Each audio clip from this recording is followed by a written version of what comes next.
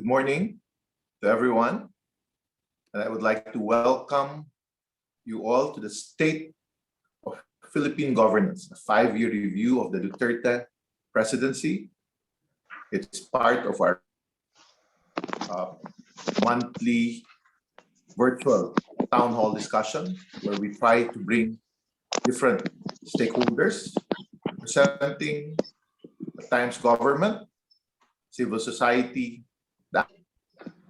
But this morning, as I welcome, and we will welcome them individually, our speakers, allow me to share some thoughts as one that has tried to understand and even used a term of a respected Professor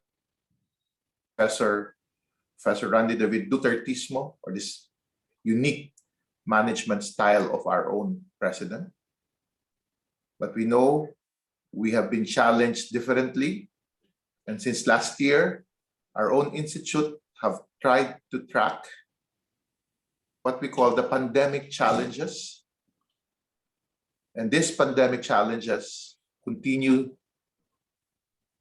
to be a big hurdle, not only for government, but for even society, Philippine society as a whole itself. And middle of this year, we decided to try to understand where the public pulse is, where the public opinion is. So we have asked some institutions that we highly respect, like Pulse Asia, to read for us what are these top national issues that the future candidates for the 2022 election should focus on. We also asked Social Weather Station. And something that we noticed with the data of both Pulse Asia and my next slide, which is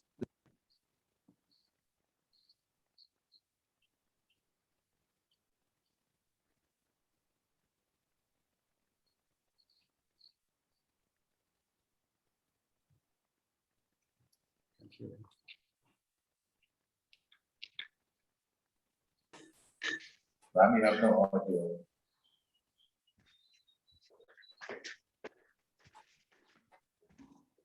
You have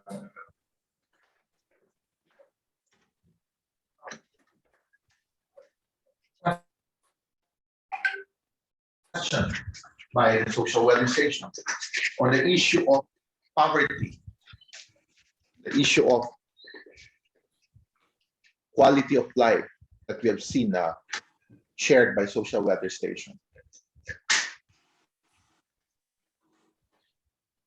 How the public continues to deal with this reality of high cost of living, affected by livelihood challenges because of underemployment, lack of employment opportunities, and their life has been suffering from it. In the first face-to-face survey of Pulse Asia, we took note of urgent personal concerns. Again, it seemed to be connected. Gut issues like health went high, but issues of having enough food to eat, a well-paying job, able to finish school even with free education, because we all know of the hidden cost of education. And this continues to be a top personal concerns of the people. So where was this promise of addressing inequality? Generational inequality. Where's this promise of uplifting the lives? We cannot simply blame it on the pandemic per se, but maybe we have failed to really institutionalize social interventions, social reforms that could have uplifted our people. And more so as we look at third-party international studies, how we have ranked poorly with COVID resilience, according to Bloomberg, or how we have suffered in terms of freedom, according to Freedom House, or even corruption. That was the key or a cornerstone of the previous government's campaign. And we have seen it in our news daily as we get to see it reported, or we even feel it as we deal with different communities. That's why, as we entered the last year of this government, I was able to write a commentary in the Philippine Daily Inquirer where I spoke of the lack of credibility or the need for credibility that should be anchored on performance. Of course, I edited myself. I could have said not spins, not political narratives, policies and decisions that are evidence-based and grounded on genuine national concerns and grievances of the population. I've always believed that people should feel that their government caters to their gut issues, especially in the face of extraordinary hardships brought by the pandemic. We, in Strat-based ADR Institute, for years, have been proud of our belief on evidence-based, data-driven. That's why we try to reach out to respected public opinion firms, groups, institutions to help us read it. Just last Friday, I was able to share what I believe should be the urgent priorities for President Duterte's final year. We need to mitigate the contingent and enduring consequences of this health crisis. And I was hoping, I continue to be an optimist, last Monday that he must give Filipinos an honest reality check, a factual accounting of his performance, and a clear direction towards economic recovery in his final year in office. Something that, of course, I would say I did not see, though I waited for it for nearly 3 hours. Sorry to focus on these things, but what I wanted to end with this welcoming, before I turn it over to our keynote speaker, is that we asked Pulse Asia, what are we looking for in our national candidate next year? Someone that is concerned for the poor, someone that is not corrupt, someone that is trustworthy, someone that has a good platform, somebody that will fight anomalies. As we continue to suffer from this pandemic, I would say that since 2016, we have suffered from a pandemic of disinformation. And hopefully, collectively, as a society, with independent institutions, with media, people, and even in social media, should realize it's time for us to really define if this is what the public is looking for.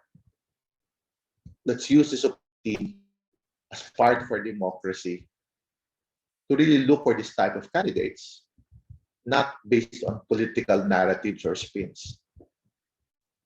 Again, I'd like to welcome everyone and would like to turn this over to somebody that I respect so much. We've been friends for decades.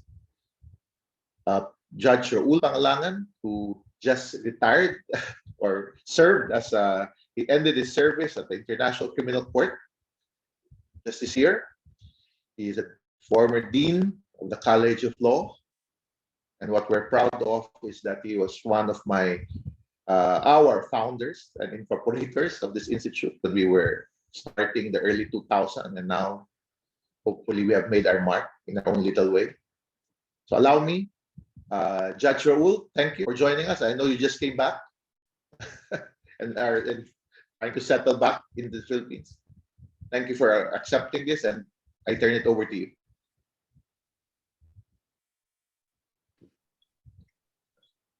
Dindo, thank you so much for the very kind introduction. It is always a pleasure to take part in the activities of Strat-Base and the Albert Del Rosario Institute.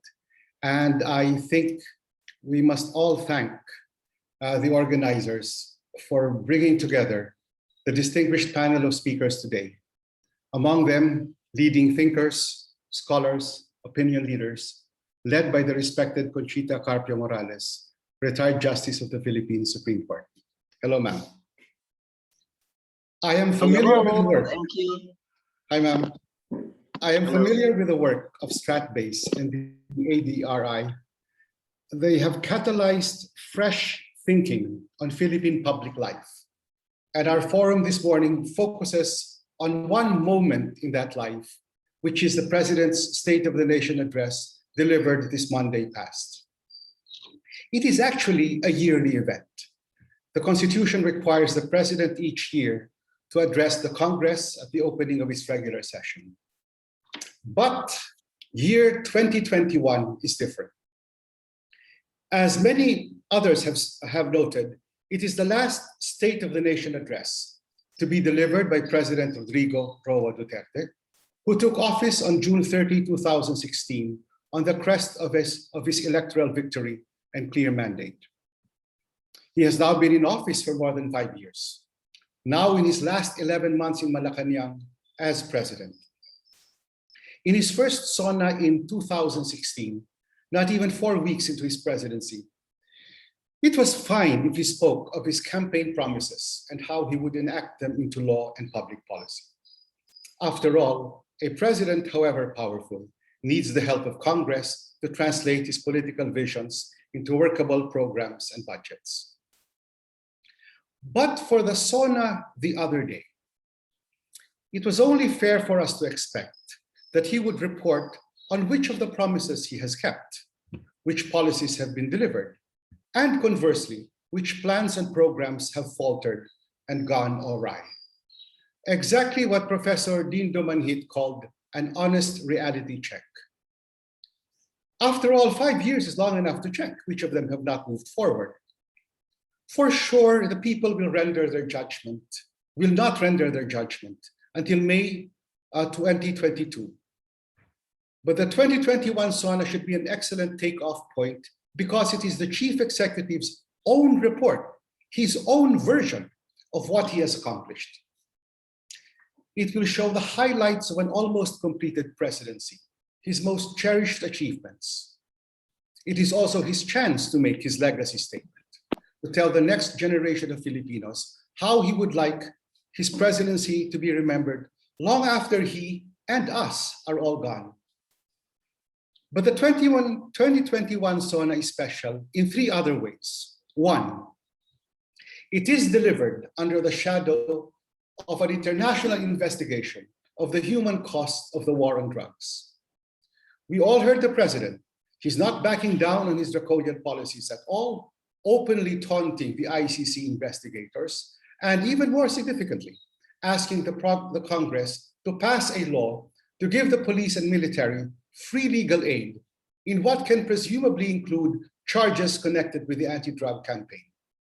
It is actually a very astute move because it puts our vaunted human rights lawyers in a quandary. They who speak quite highly precisely of this right to due process. I wish, though, that those same rights had been given to the victims as well. The second difference is that this SONA comes at a time when many nations around the globe have recognized the arbitral award on the South China Sea rendered at the Permanent Court of Arbitration at The Hague, in the same city as my own former court. If we listen to the SONA this Monday, the president's position on this matter depends on which part of the speech you heard. He said unequivocally that the Hague decision is good law, and I quote, "We asserted the arbitration ruling on the South China Sea bilaterally at the ASEAN and finally at the United Nations." And let me talk, I continue the quote. Let me talk about what I said in September of last year. The arbitral award is now part of the international law and beyond compromise and beyond the reach of passing governments to dilute, to diminish, or abandon. And yet a few paragraphs later, he asks, what more can I do? He says China was, and I quote, never a part of that arbitration, close quote. Are you egging me to go to war with the region's most powerful military? So notice that the categorical affirmation of the triumph at The Hague early on in the speech was somehow diluted toward the end. The third difference is that the speech comes as the coronavirus pandemic continues to wreak havoc in the lives of all Filipinos from all walks of life. I hope our speakers today will address the government's response to the pandemic, especially the vaccine rollout. To the economists and policy experts on the panel, I hope you can tell us, how can we balance the current challenge to public health with the long-term challenge of saving jobs, of creating jobs? Winston Churchill once famously said, never let a good crisis go to waste. Well, we've got the biggest crisis of all, the pandemic, which threatens our health and our economy. But it is also an opportunity for well-meaning Filipinos to forge a solidarity unknown in ordinary time, and possibly, even if fleetingly, bring forth the fictive nation that cuts across the lines of social class that divide us today. In conclusion, Monday this week was the turn of the president to declare what he considered the state of the nation.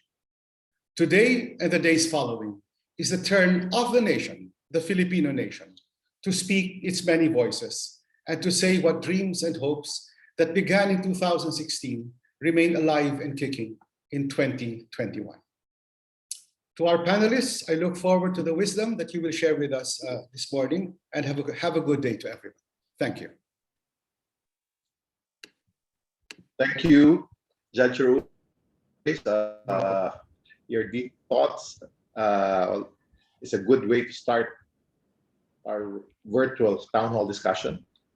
Allow me to pass this to my colleague, our virtual town hall discussion, to Dr. Francisco Kiko Magno, a trustee and convener of the stat-based ADR Institute. Dr. Kiko. Thank you, Professor Dindo. So we have a powerhouse lineup this morning to speak on the state of Philippine governance, a 5-year review of the Duterte presidency. With the 5 years of the Duterte presidency, it is only fitting to assess the key accomplishments and governance missteps of the outgoing administration. The president's leadership has been marked by strongman politics, a pro-China independent foreign policy, suppression of press freedom, and the longest lockdown in the world. But has his heavy-handed approach to governance benefited the nation as a whole? We aim to find out today. To lead off our distinguished panel of discussants, may I call on the Professor Emeritus and former President of the Asian Institute of Management. He was the Presidential Advisor on Rural Development during the Corazon Aquino Cabinet and served as Education Secretary under the Arroyo administration. Ladies and gentlemen, let us all welcome Dr. Edelberto De Jesus to speak on Duterte at 5, the Duterte administration's anti-corruption policies. Thank you very much, Dr. Magno.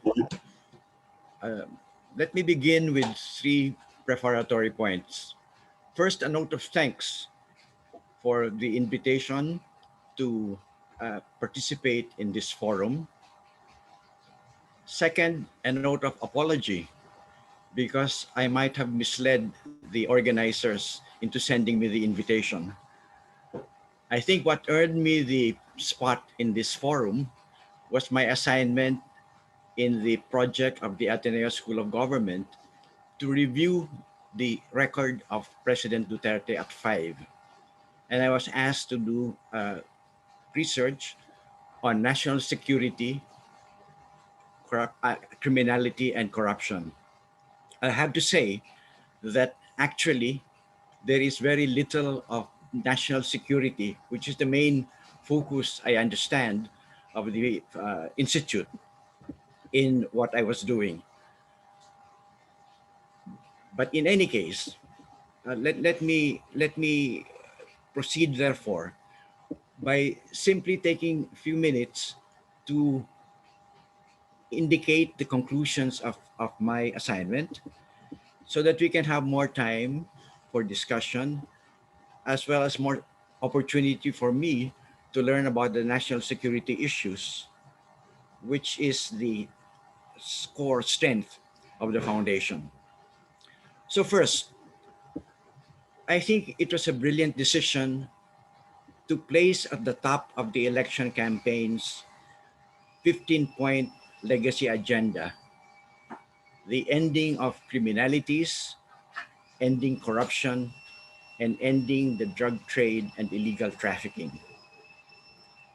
These were chronic problems that had faced the country for a long time, and they had ripple effects on other issues: business confidence, business competitiveness, the effectiveness of tax collection efforts, and the progress towards more equitable and more inclusive economic and social development.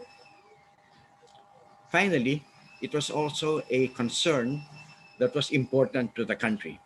So, on both the policy front and the political front, it was a good decision to focus on these issues.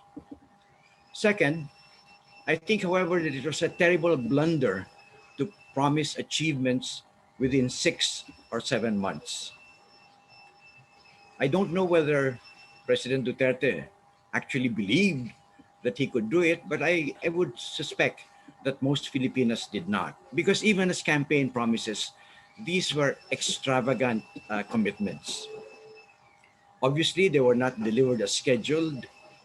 And by mid 2018, the president was already admitting that even within a 6-year term, his top three priorities would not be fulfilled.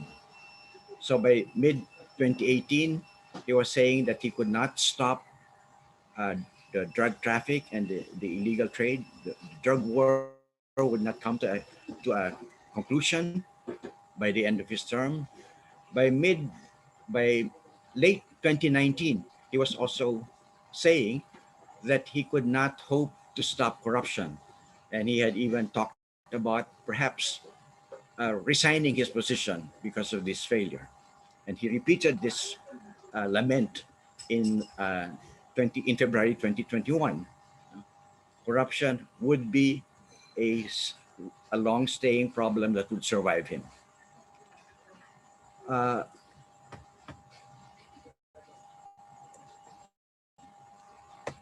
the problem, of course, is why did he do this? What was the reason for this commitment and for eventually the failure of his pledge, which put the administration in the gave the administration the onus of accepting as in the next 5 years the failure to accept to implement the top three priorities. And I think it was really a curious combination of underestimating and overestimating the problem. First, he underestimated the complexity of the drug issue. He thought that he could succeed in doing on a national basis what he claimed to have done in Davao to end drug trafficking and the problem of drug addiction. But secondly, he also exaggerated the gravity of the drug problem, projecting it as an existential threat that that endangered the country and threatened to turn it into a narco state. The drug problem was a real problem, but the country was nowhere near being a narco state. We associate narco states with those countries where drug syndicates had established territorial control. They had established international partnerships, and they were deploying heavy weapons to fight the government. He also overestimated his capacity to deal with the problem and the effectiveness of his top-down style. Perhaps you might remember that early on in his administration, he was congratulating the country for having elected him because he was the only one who could put an end to the drug problem. So again, the question is why this approach?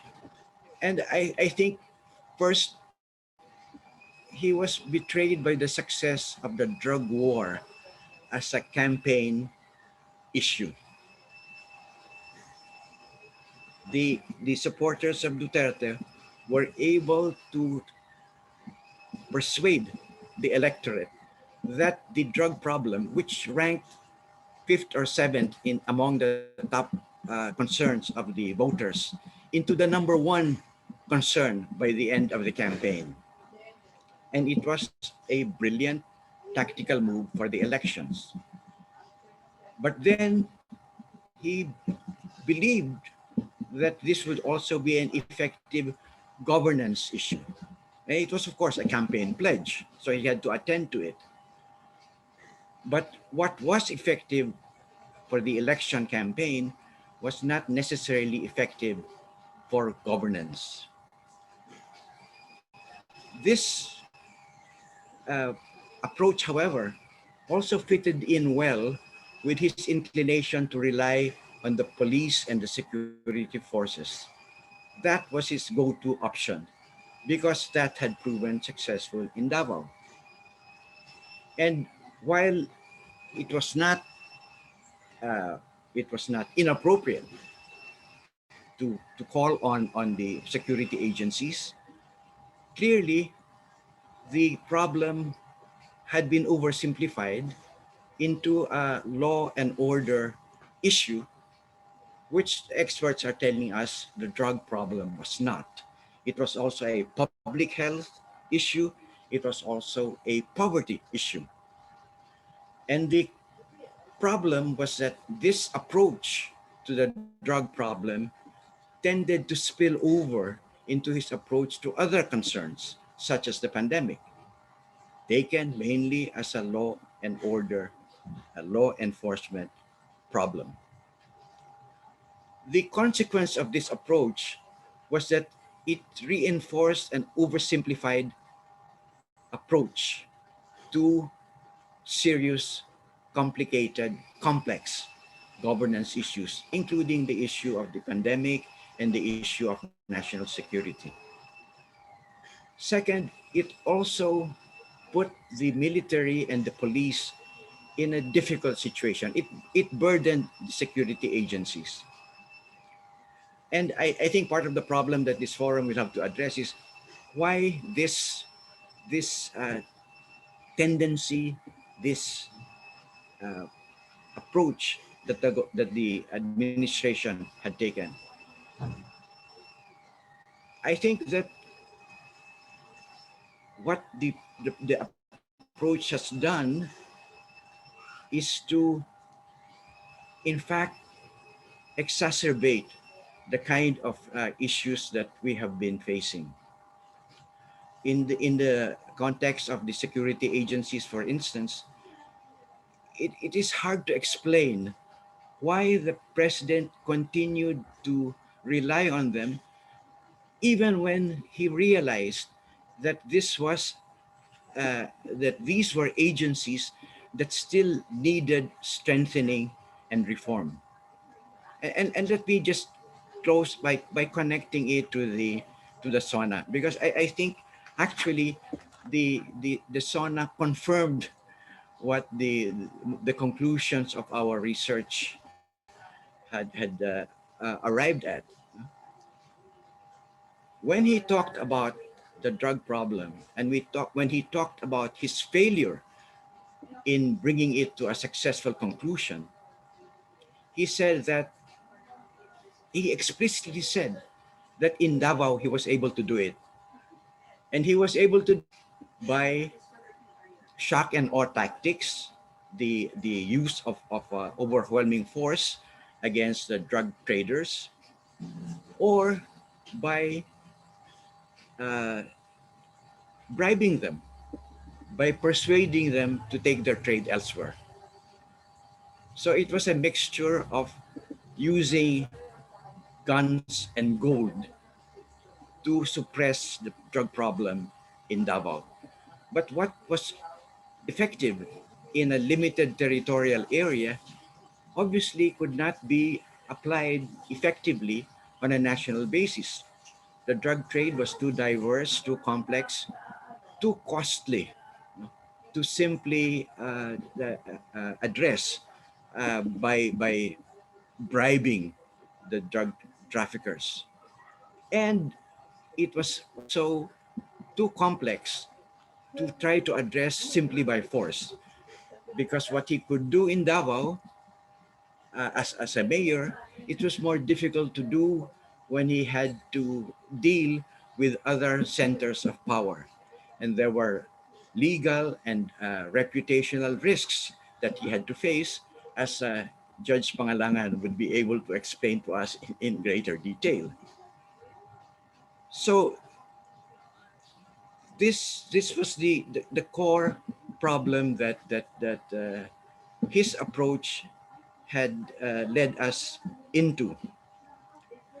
And I think that actually, when you look at the Duterte administration, his most outstanding accomplishment, and I'm glad that we have people in the panel who can address this, is maintaining a high trust and approval rating in the 5 years of his administration. This I have found difficult to understand, but it the review of his administration from national bodies, national intellectuals, as well as foreign reviews of his success, always focus on his ability to retain the trust and approval of the populace. And I think this is one of the things that we will need to address moving forward. Thank you very much. Thank you, Professor Ed De Jesus. Uh, the Strat-based ADR Institute is not only concerned with national security, so you're a perfect panel member for this session.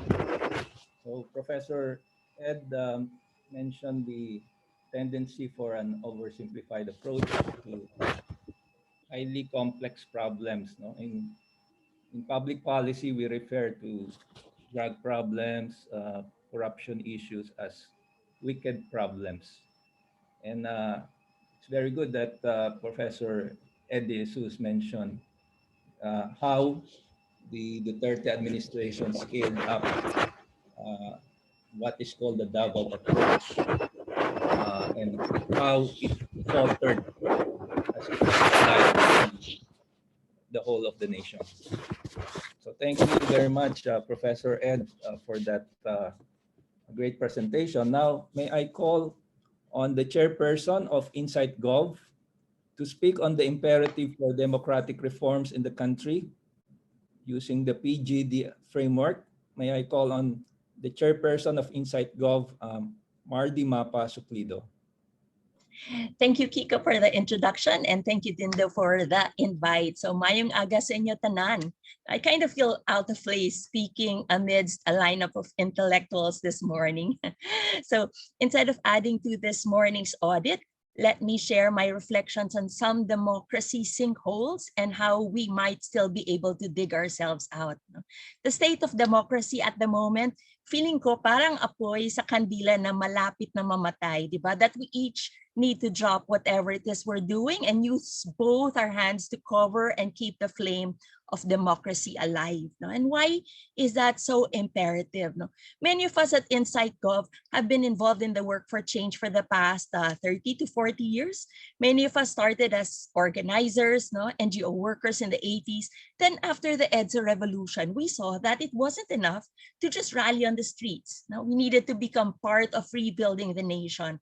We saw how our development work, whether it be in health, education, housing, peace, and human rights, was greatly affected by the government offices and actions, no? And how that governance was ultimately influenced by politics, no? The mayor, the governor, and president in power. So we took on a challenge. That challenge, as some of us became part of the Cory cabinet, no? Then that of Ramos government, ERAP, GMA, and then with Pinoy. No? I too became chair of the National Youth Commission and then tried my hand at electoral politics with one term as provincial board member of Negros Occidental. So our PGD theory of change, now, which stands for politics, governance, development, revolves around that learning experience. Now, we know we can only have sustainable development outcomes if there is good governance in our national and local governments. And that can only happen if we are able to create a truly democratic political system. Now, which is why we supported programs such as the bottom-up budgeting, the Seal of Good Housekeeping, the Freedom of Information Bill, and pushed for active involvement and engagement of COs, POs, and municipal and city councils. Now, we also formed, for example, COMPRE. This is a nationwide network of groups which link communities with national government agencies and local services. Now, because we wanted change, we worked to influence politics. Okay? So fast forward to July 2021. We live amidst a unique authoritarian brand of populism that has eroded our democratic institutions in ways we've never seen before. The country's ranking in the Global Democracy Index has dropped for the 4th year in a row, with our scores on civil liberties and functioning of government even lower. That report observed how this pandemic has led to even greater withdrawal of civil liberties on a massive scale and fueled an existing trend of tolerance and censorship of dissenting opinion. No? And we saw that here, as the government closed down ABS-CBN, then they enacted the anti-terror law and intensified its clampdown on dissent and civic freedoms by going after its fiercest critics as our nation was battling the pandemic. So clearly, it isn't just the coronavirus that's been deadly in our country. That's why we are baffled at why some Filipinos continue to look the other way and abandon the values that animated our democracy. So how do we reshape the narrative in order to intensify the clamor for democracy and make a dent in our 2022 national elections? How can we expose the erosion of democratic institutions and grow that consensus so democratic leadership becomes a critical electoral agenda in 2022? So the PGD theory of change tells us that it is democracy that we need to keep alive, not only for the next 10 months, but beyond.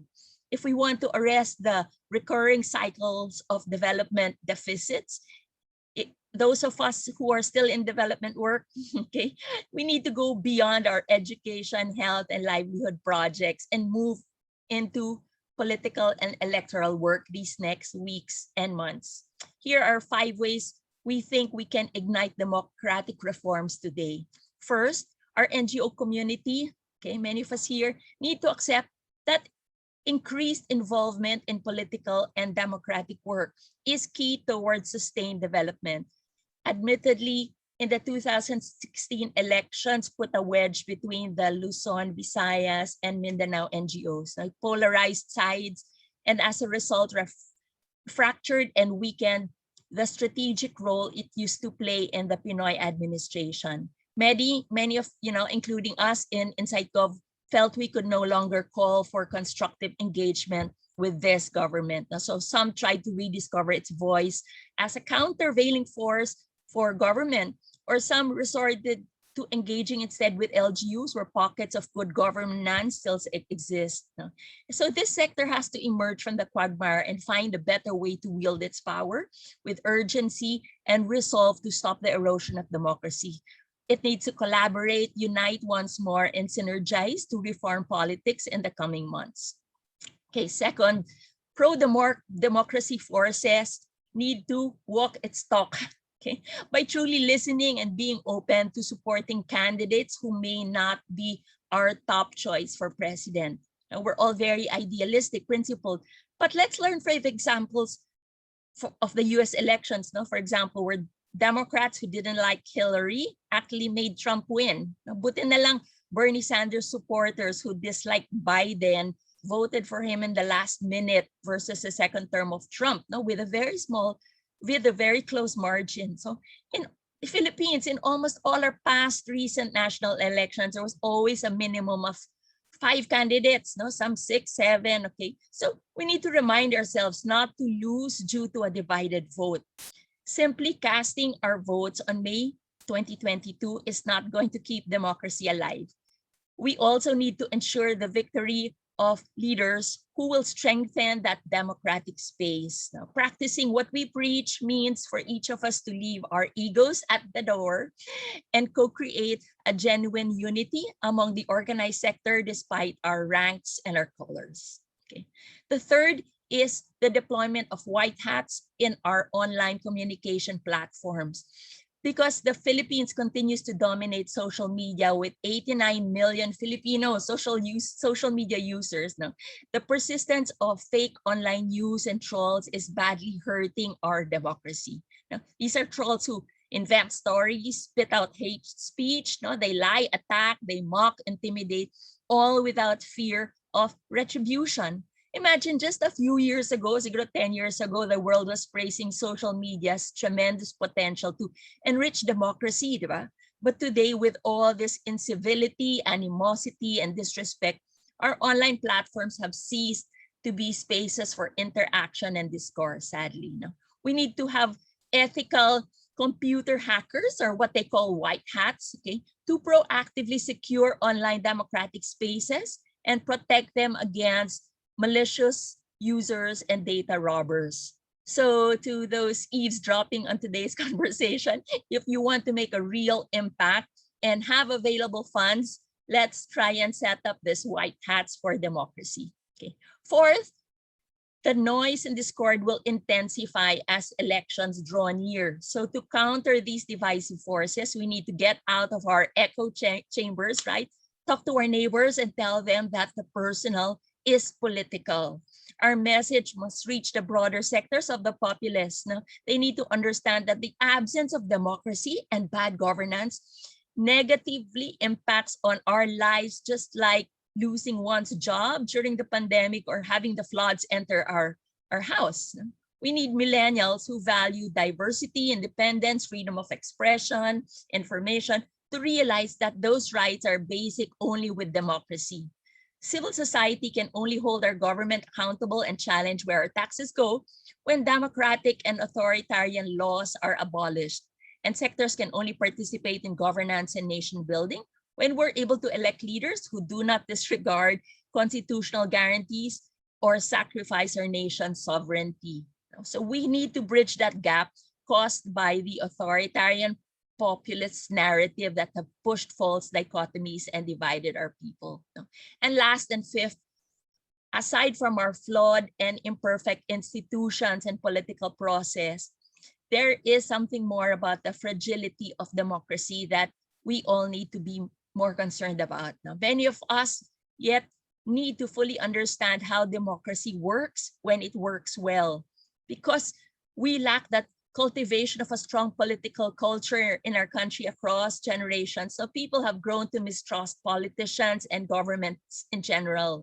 So pro-democracy politicians and activists should start holding hands instead of staying on opposite sides of the barricade. If you can run, even better, right? So I feel today's generation needs to experience what it means to have a collective political power. And I'm hoping the buildup towards the 2022 elections is that moment. As Pinoy's passing touched our hearts, and Tarantadong Kalbo's tumindig illustrations ignited solidarity and showed us that we weren't alone. No? And Hidelin's victory, okay, lifted our spirits and restored our pride. So must we keep that ball rolling. So let me just end with a personal special call. For me, it's to the 40 to 60-year-olds listening here today. Okay, many of our democracy heroes were our age when we led the rallies.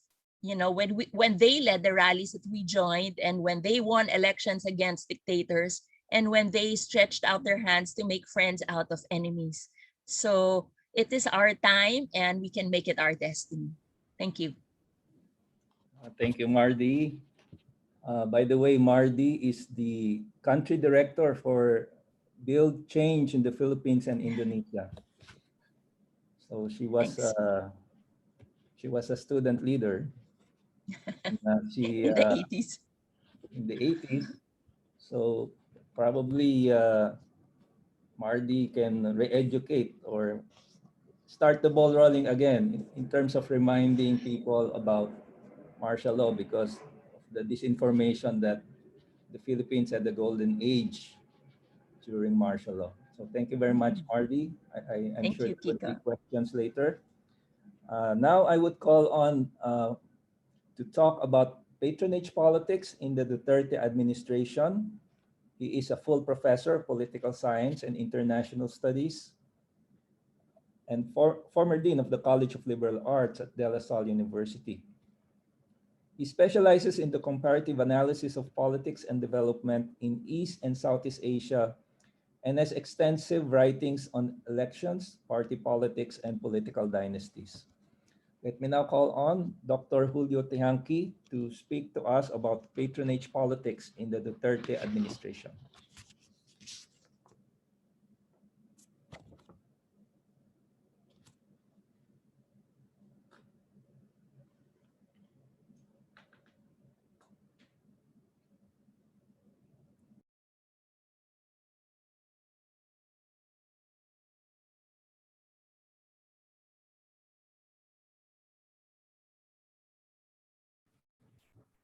Thank you very much, Dr. Magno. Good morning to everyone. I would like to thank ADRi Stratbase for inviting me to speak in this timely forum. I would also like to thank my colleague and good friend, Dindo Manhit, for the invitation. Now, patronage politics is one of the sources of our so-called low-quality democracy. For this morning, I'd like to speak about the impact of President Rodrigo Duterte's populist politics on the quality of democracy in the Philippines. I will argue that Duterte is a symptom of the deeper challenges to our democracy, and that his populism in the past 5 years have further eroded our democracy. The victory of Rodrigo Duterte signaled the resurgence of populist politics in the Philippines and perhaps even the world. Now, populism comes from the Latin word populus, no? Which refers to a movement, a regime, a leader, or even a state which claims close affinity with the people. According to political scientist Cass Moody, populism is an illiberal democratic response to undemocratic liberalism. For John Werner Mueller, it is a degraded form of democracy that promises to make good on democracy's highest ideal. Let the people rule. Hence, one can say that populism is the dark side of democracy. Duterte's electoral victory was a major rupture in the post-Marcos EDSA regime founded by Cory Aquino in 1986. However, the failure of the liberal reformist political order to implement the much-needed social and political reforms and strengthen state capacity, particularly in the criminal justice system and even in disaster management, fueled a politics of anger that Duterte was able to tap into during the 2016 election. Unlike his populist predecessor, Joseph R. Estrada, who was known for his class-based populism, encapsulated in his slogan, "Era para sa mahirap," President Duterte has transacted primarily into two variants of populism, namely fear and performance. The first is what some social scientists like Nicole Corato termed as penal populism, which is a political style that builds on the collective sentiments of fear and demands for punitive politics. Hence, throughout the 5 years, we have seen this type of populism manifested in elections, in his so-called drug war, and even in his response to the pandemic. In this type of populism, the President Duterte has become the so-called Tatay Digong, who should be trusted because he is the firm father of the nation, and his usual refrain is that, "Magtiwala, ako ang bahala dyan. Kayong mga pasaway, sasampalin ko ang virus na yan." So all of these are popular refrain, no? Which echoes the narrative of penal populism that relies largely on the military and the police, the legitimate holders of legitimate violence in the state. Hence, for some, this politics of fear, has affected even the conduct of elections and even the conduct of surveys, and it has somehow skewed the findings of these surveys. The other one, the second populist currency that Duterte has dealt us with in the past 5 years is called performative populism. It's a style of populism in the age of television and digital media that draws on a repertoire of performance. For Duterte, this style has been his secret weapon ever since he was a mayor of Davao. And this is the appeal to the people versus the so-called elites, the oligarchs, no? And even his bad manners who seem to attract the common tao, no? The masa, with his ugaling kanto and his jologs appeal. He excels in this brand of crisis politics, and he has ironically excelled, specialized in this performative politics through his decades of hosting, ironically, an ABS-CBN talk show in Davao. Hence, penal populism and performance, the reception of the people, his followers, to this politics of fear and performance are indication that there are indeed some people who might embrace the fear, and they believe in the punisher image of this president. Duterte's popularity has proven to be resilient despite his controversial policies and bad behavior. And this is an indication of a strong support that he draws from the so-called populist public, a term that was first used by sociologist Nicole Corato in 2017 and later echoed by the political scientist Clive Arguelles in 2019. The populist publics, contrary to the perception and the impression of some, and it would be foolhardy for the opposition to take the Duterte supporters lightly, because the populist public are not irrational, dumb, or gullible voters. They're part of a growing constituency who have been frustrated, angered, and skeptical by the so-called hypocrisy of liberalism. Now, In order to assess the impact of Duterte's populism on our democracy, I'll be utilizing data from the varieties of democracy dataset. And since 2013, I've been the regional manager for Southeast Asia and the Pacific for VDEM. VDEM is a project based in the University of Gothenburg in Sweden. And since 2013, it has been collecting data on the 5 major indices of democracy, 59 mid-level indices, and 350 plus indicators, and 19 million data points around 3,000 experts encoding in 177 countries. And for each country, there are 100 to 200 specialists, no, who encoded their response to the questionnaire. So this is different from public opinion survey that we're familiar with Social Weather Station and Pulse Asia. This is more of an expert survey that probes into the different dimensions of democracy. And the understanding is that democracy is a contested concept. Democracy has a minimum prerequisite, but for example, the minimalist definition of democracy is holding elections, but there is more to democracy than elections. No? There are several dimensions that need to be fulfilled in order to consolidate democracy.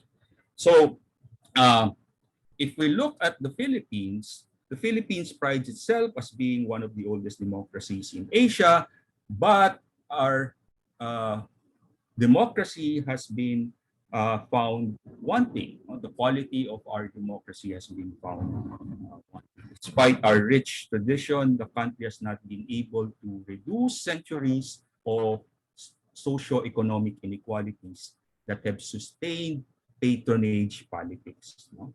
And the continuing failure to consolidate and deepen democracy has negatively impacted on our quality of governance. Okay. If we look at the post-EDSA period, after the fall of the Marcos dictatorship, we were on our way to democratic restoration and consolidation.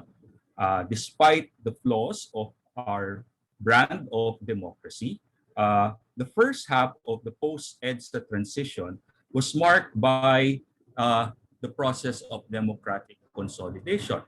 And this is based on the scores that we have derived from the VDEM data set. No? From 1986 until 2000, we witnessed a process of democratic consolidation, which the political scientist Samuel Huntington referred to as the minimum of 2 peaceful democratic transfer of power. So we've had that until this process of democratic consolidation was disrupted by the legitimation crisis with the extra-constitutional ouster of the populist Erap Estrada in EDSA II and allegation of stolen elections as revealed by the Hello Garcia scandal. The election of Noynoy Aquino addressed the democratic deficit and the legitimation crisis. But his administration was also embroiled in a pork barrel scandal and other controversies that have eroded his good governance narrative. This provided the perfect storm for the reemergence of populism.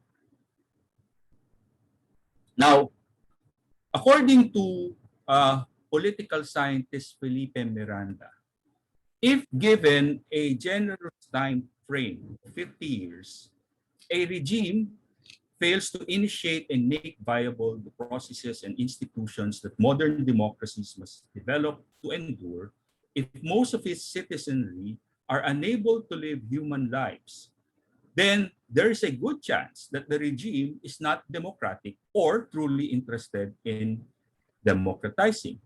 Indeed, if we look at this radar graph based on the VDEM dataset, between 1947 and 2018, we can see that of the 5 dimensions of democracy, the Philippines has focused largely on elections, and not much development can be observed in other other areas or other dimensions that make up a consolidated democracy. This is another version of that graph, no, focusing on three essential indices of democracy. And we can see that there's a wide gap between the scores of electoral democracy and liberal democracy, which focuses on rights, and more important aspect, egalitarian democracy, which focuses on equality. No? So while we have had so much elections to the point that our political system has been characterized as hyper-electoral, no, the quality of our elections are largely based on patronage politics. No, elections in the Philippines is fueled by patronage politics, pork barrel, voraciously consumed by political dynasties. Now, let us look at the past 5 years of this administration based on the different indicators as enumerated by VDEM in terms of associational space, the space for civil society freedom, economic space for freedom, our quality of electoral democracy, the quality of governance, our individual rights, and freedom of information. No? Looking at this chart, no, we can see that all of these indicators, our scores have declined tremendously in the past 5 years. No, so based on the so-called democratic space barometer of VDEM, no, there's been a closing of our democratic space, and the probability of this spaces further closing is large, no? Particularly in terms of governing, the protection of our individual rights, and even our freedom of information. Now I'm going to my last 2 slides. Another aspect of VDEM dataset is the attempt to predict or to look at the trends, whether a regime will transition from democracy to autocracy and back. No? And again, looking at the series of indicators of VDEM, the future of Philippine democracy is not bright, to say the least. No? And there is a possible chance that our already low quality democracy, our patronage democracy, will be further eroded in the next 2 years. And with that observation, I go to the theory proposed by another political scientist, Takis Papas. No? For Takis Papas, this is the opposite of democratic consolidation of Samuel Huntington. In Takis Papas' case, if a populist regime wins 2 or more consecutive elections, then there is a possibility that that democracy will emerge into what he termed as a populist democracy. So the low quality democracy that we have right now is already a patronage-based democracy. The trend points to the possibility of this patronage democracy emerging into what can be termed as a populist democracy. That's why the 2022 presidential elections will be critical, since it will determine whether populism will be consolidated. Either populism in office turns out to be a feeble phenomenon, just like the Estrada presidency, in which case it is soon forced back into opposition, or it proves strong and consolidates power. So in conclusion, the rise of Duterte was an outcome of the collective failure, no? Our collective failure to consolidate Philippine democracy. Yet, in the end, Duterte has failed to address the deep societal problems that has spawned him. And now, Philippine democracy hangs in the precipice. Thank you very much for your kind attention. Thank you very much, Dr. Tihanki, for providing us with the framework for viewing what is referred to as a low quality of democracy. So Professor Tihanki provided us with various indices and metrics for evaluating the type of democracy we have and leading us into this critical link between populism and democracy. So that's established in the literature that populism is a trajectory that can be taken, no, without given the fragility of institutions. And I think also the maybe challenges with respect to having deep political education and civic culture. So I'm sure there would be plenty of questions later on for Dr. Tihanki. Thank you again. So now let me introduce our next speaker who would speak on the Philippines and the pro-China foreign policy. He is a non-resident fellow at the Strat-based ADR Institute and the professorial chairholder in geopolitics at the Polytechnic University of the Philippines. He is a regular contributor to the Council on Foreign Relations and the Center for Strategic and International Studies in Washington, D.C. Ladies and gentlemen, let me present to you Richard Heydarian. Salamat very much, Kiko. No. Actually, I got to know the exact focus of my talk only now. No, I thought it's more general take on the SONA and its implications, but thankfully, I focus on the foreign policy first, and I'm very glad that Dr. Tihanki covered some of the issues that I was hoping to cover, and I thought it was very important, the issue of penal populism and performative populism, things that I've been looking at as one of the reasons why Duterte maintains very high numbers, as one of our first speakers pointed out. Let me just say that what the State of the Nation address, the final State of the Nation address, I think brought home is the fact that populism is a reverse fairy tale. It always tends to start almost in a dreamy fashion. I remember some of our earlier writings when President Duterte won. A lot of us, although skeptical, tried to give him the benefit of the doubt. It was almost euphoric, the sense of change in the air. And as any reverse fairy tale, the start could be exciting, that start could be very encouraging, but it tends to end in catastrophic tragedy. And I think in many ways, if you look at all indicators of the country over the past few years, we have been moving really in the wrong direction. For today, for the purpose of discussion, I really look forward to the question and answer. I'll try to focus on 4 issues. And first of all, of course, I'll focus on the issue of foreign policy. I think the Philippines clearly represents a case of failed foreign policy strategic diversification. Let me admit that earlier in the Duterte presidency, I think I was quite misunderstood as being kind of leaning towards the president or something on foreign policy. But that was because I always believed that the Philippines has more room for strategic diversification.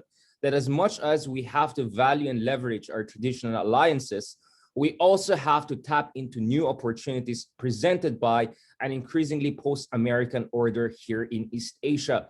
By every major indicator, China has emerged not only as a rival to the United States, but in fact, a leading source of power or investments or trade or technology, at least in Southeast Asia and part of the world. The idea was not to change one strategic patron for the other.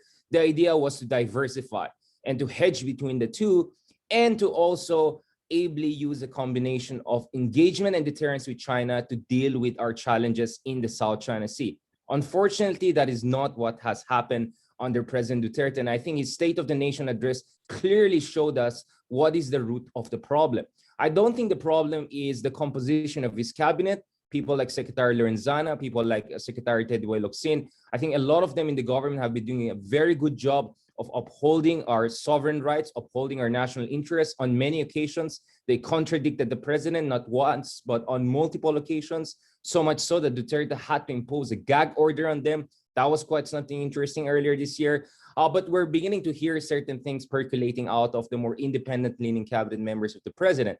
I think the problem was very clear in the SONA. If you look at the SONA, we clearly saw what was a selective case of posturing and assertiveness. I heard the president telling to Canadians, we're not a dump site.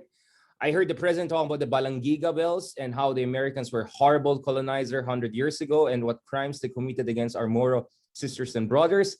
I heard him talk about tribes in the Middle East. I don't know what the hell was he talking about. Was that an Orientalist, if not a racist way of describing certain people in the Middle East? Clearly, he had a point to say that there are abuses against our OFWs, and that's something that we have to deal with. But I don't know what was that characterization all about. He even at some point attacked India, although his concern was 5-6 and exploitative practices by people of Indian ethnicity in the Philippines. So in short, he ticked all the boxes, essentially bashing all major powers across the region and beyond.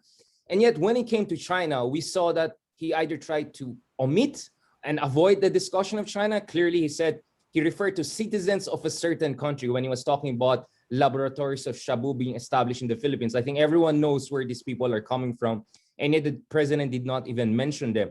I remember very well a few years ago, Prime Minister Mahathir told me when I raised this issue that, when we deal with the issue of drugs, this is an external problem. Again, Mahathir did not point out at China and crystal methamphetamine coming from China, but at least he was, I think, honest enough to say that let's not try to portray our countries as a narco state. And unfortunately, that has been the case with President Duterte. And I think what we also saw in the State of the Nation address is a clear deadlock. The president clearly recognizes the fact that there is opposition within the government and from outside the government to his pivot to China, his increasingly subservient position towards China. But at the same time, he has also insisted that he does not want to stand up to China and assert our rights in the way he should, because supposedly it will risk war. Now, that doesn't make sense because President Aquino took China to international court over the South China Sea disputes. We saw no war. We saw no sinking of our vessels as what happened in the Reed Bank. We saw no standoff as what happened in the Whitsun Reef. And under Aquino, there was no significant drop in bilateral trade with China. And as far as investments are concerned, as I've been pointing out for the past 3 or 4 years, where are the Chinese big ticket investments? I just don't see them. I've been saying that since 2017 and 18 because I'm very skeptical about Chinese pledges. And here we are in the twilight months of President Duterte, and still we're seeing no significant movement in terms of Chinese investments in the country. And the reason I think is very simple. Among other things, I think the primary reason is why should China make major concessions to the Philippines if the president is more than excited to forward deploy those concessions, including not asserting arbitration award in multilateral fora in a consistent manner.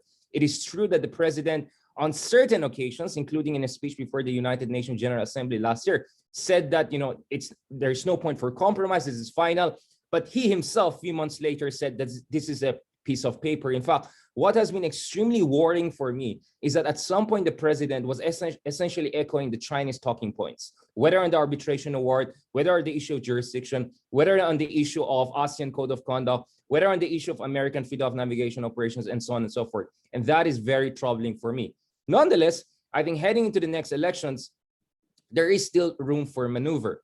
I think the fact of the matter is that under President Duterte, we have saw a hard pivot towards China, but that has met a lot of domestic resistance. And I think whoever becomes the president's successor, including his anointed successor or daughter, I think they'll take into consideration the fact that even their father, with all of his popularity and political charisma, had a really hard time of significantly recalibrating the Philippine foreign policy towards China, because the resistance on the institutional and popular level is just too strong for even Duterte to completely overcome.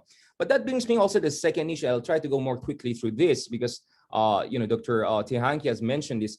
And again, thanks to good friends, Nicole Curato for kind of pointing this out. And this actually goes back to Randy David. I mean, the problem in the Philippines is our bonfire of institutions. Our institutions have proven extremely fragile and vulnerable over the past few months, even when you compare the Philippines to other besieged democracies by populists. Even if you look at cases like India, like Turkey, like Brazil, we see that institutions or institutional checks and balances have been much more effective than what we see in the Philippines. I'll quickly talk about it later on. But I think the first thing we have to keep in mind with President Duterte, and we saw that in the State of the Nation address, is the call of action. This is what Umberto Eco mentioned when he talked about your fascism, or you can talk about strongman versions of populism. One of the things that makes populists extremely compelling to a lot of people is their call of action. The idea that they're at least doing something, that analysis is paralysis, that their reformist and liberal predecessors were not doing enough, and that at least they did something.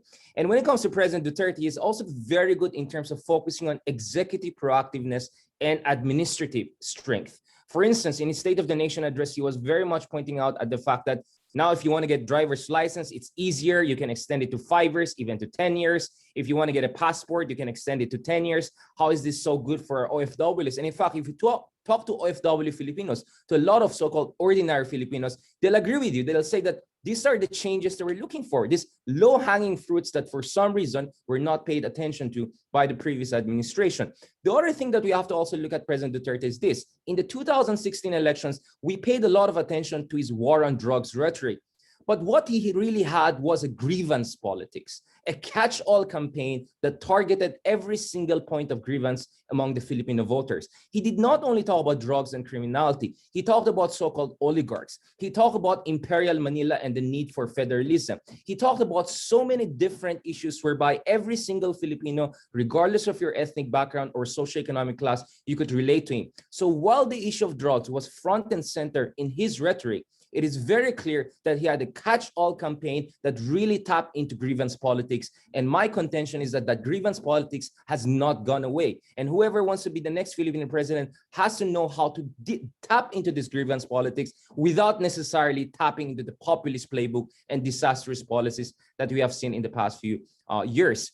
Going back to the issue of bonfire of institutions, it is extremely troubling for me to see the kind of developments we have seen in the Philippine Supreme Court, in the Philippines Ombudsman Office, in the security agencies, many institutions which were supposed to act as checks and balances on executive excesses. And yet what we see increasingly over the past few years is executive colonization of the very institutions which were supposed to create a balance and a check against that very executive excess. If you look at cases like India, when you have an extremely popular prime minister like Modi, even in cases like Brazil under someone like Bolsonaro, even in some cases like Turkey, we saw courts or certain institutions have sometimes tried to check populist executive excess. And the question is, even in comparison, in relative terms, how have these institutions operated in the Philippines? And that's where I have huge doubts on whether the Philippines was really a fully consolidated democracy at any point in recent history. And that brings me to the other important issue. If you look at other populists, because comparative populism is something that has really interested me over the years. If you look at other cases, again, Brazil or in Turkey, for instance, yes, you have very dominant populist executive leaders, but you also have increasingly consolidated opposition, at least compared to the Philippines. I mean, in the case of Brazil, Lula is still making certain moves. Bolsonaro, there's no assurance that he can win again. In the case of Erdogan in Istanbul and some of the major LGUs of Turkey, we see a pushback by CHP and other opposition parties.